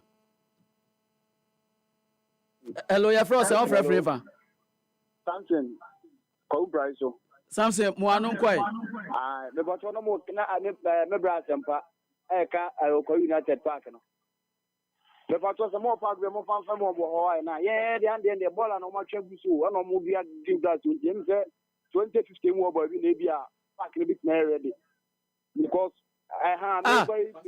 No, Park Ben, Empresso Bratton's Park. And I also am the baller, Abegusu and Amudia grass. Omuyi a uniform, a rubber and fence a glass near the chow namuno. Aha, Omuyi film, it's someone the park blow.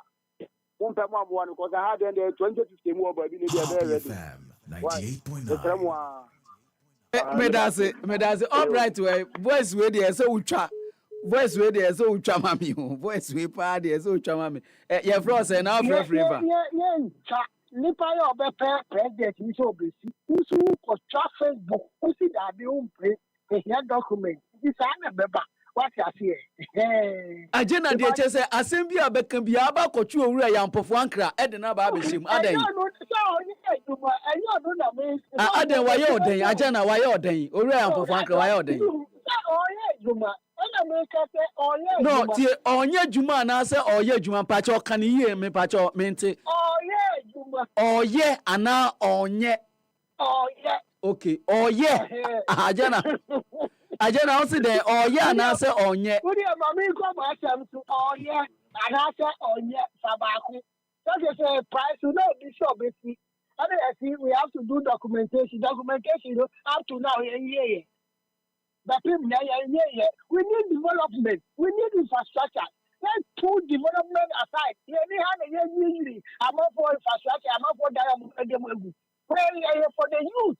Now you're about to have a youth to say you have a documentation. You're going to any answer in that demo. Sir, this will be God to me in Yamia. Someone who says, especially a month to me, tell Michael Drone CEO for Nagori.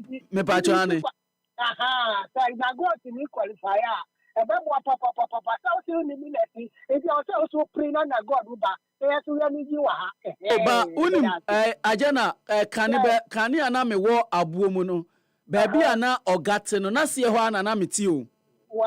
Ase ho ba me ye fie nipa ba agena mani age last me ba kwa benya me hu se school park no omo ya astroturf ne pa. Yeah, me aka that's it. Oh, yeah.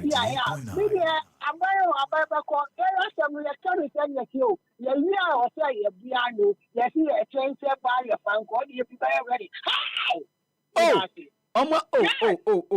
where dear me pamacho. Kwabenya school park no. Oma ye astroturf na wi. Omo mie Ike because no, be ufri atomic down hona na o for people no. E de akọ main kwabenya kronum ansa na o de akọ filling station ni wona park na wo left no omo wie ye omo wie kura omo wie so mu da no me ko na me busa boy because boys no obekọ no mu kutekuta omo ball ejina park no ye mie nti omo ntimi mo ball no but Ike e hope na ye park omo ntimi ball so no I share into Kwabenya na je se oba atomic police station san wa ba bebo. That's the issue. Your frost and off referee fa. Me pacho boko na nso e.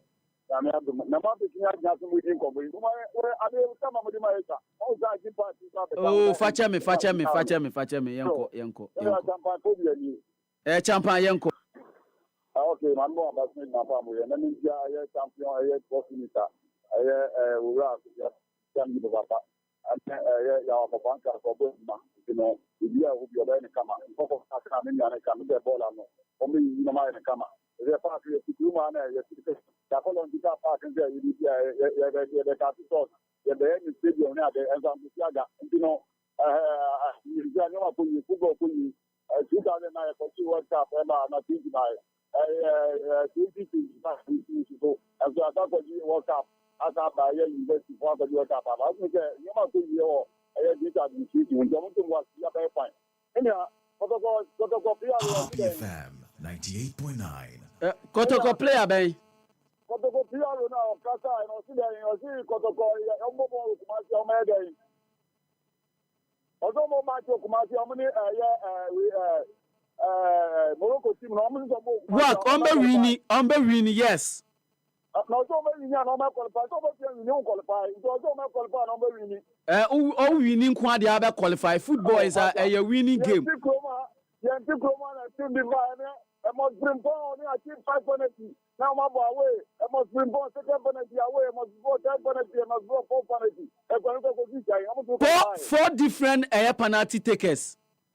When I'm going to say, also a American, you have 2 penalty to be a must bring ball. And you know, champion phobia, fancy. Sabre de catchre kwasi yeboa aba. Obadia na happy kasebo. The etosu no ena yede ba enti mo fenche mo a mo frɛ no mo fenche nyame ya doma ochena ye betena se na ochena ye tena se e wo happy sports so e bedi nkomo bebre from swimming to kings baton relay ene ensem bebre ene ye bedi hu nkomo sabre de opremu to de a na ye happy kasebo kwasi yenko ye frɛ me prince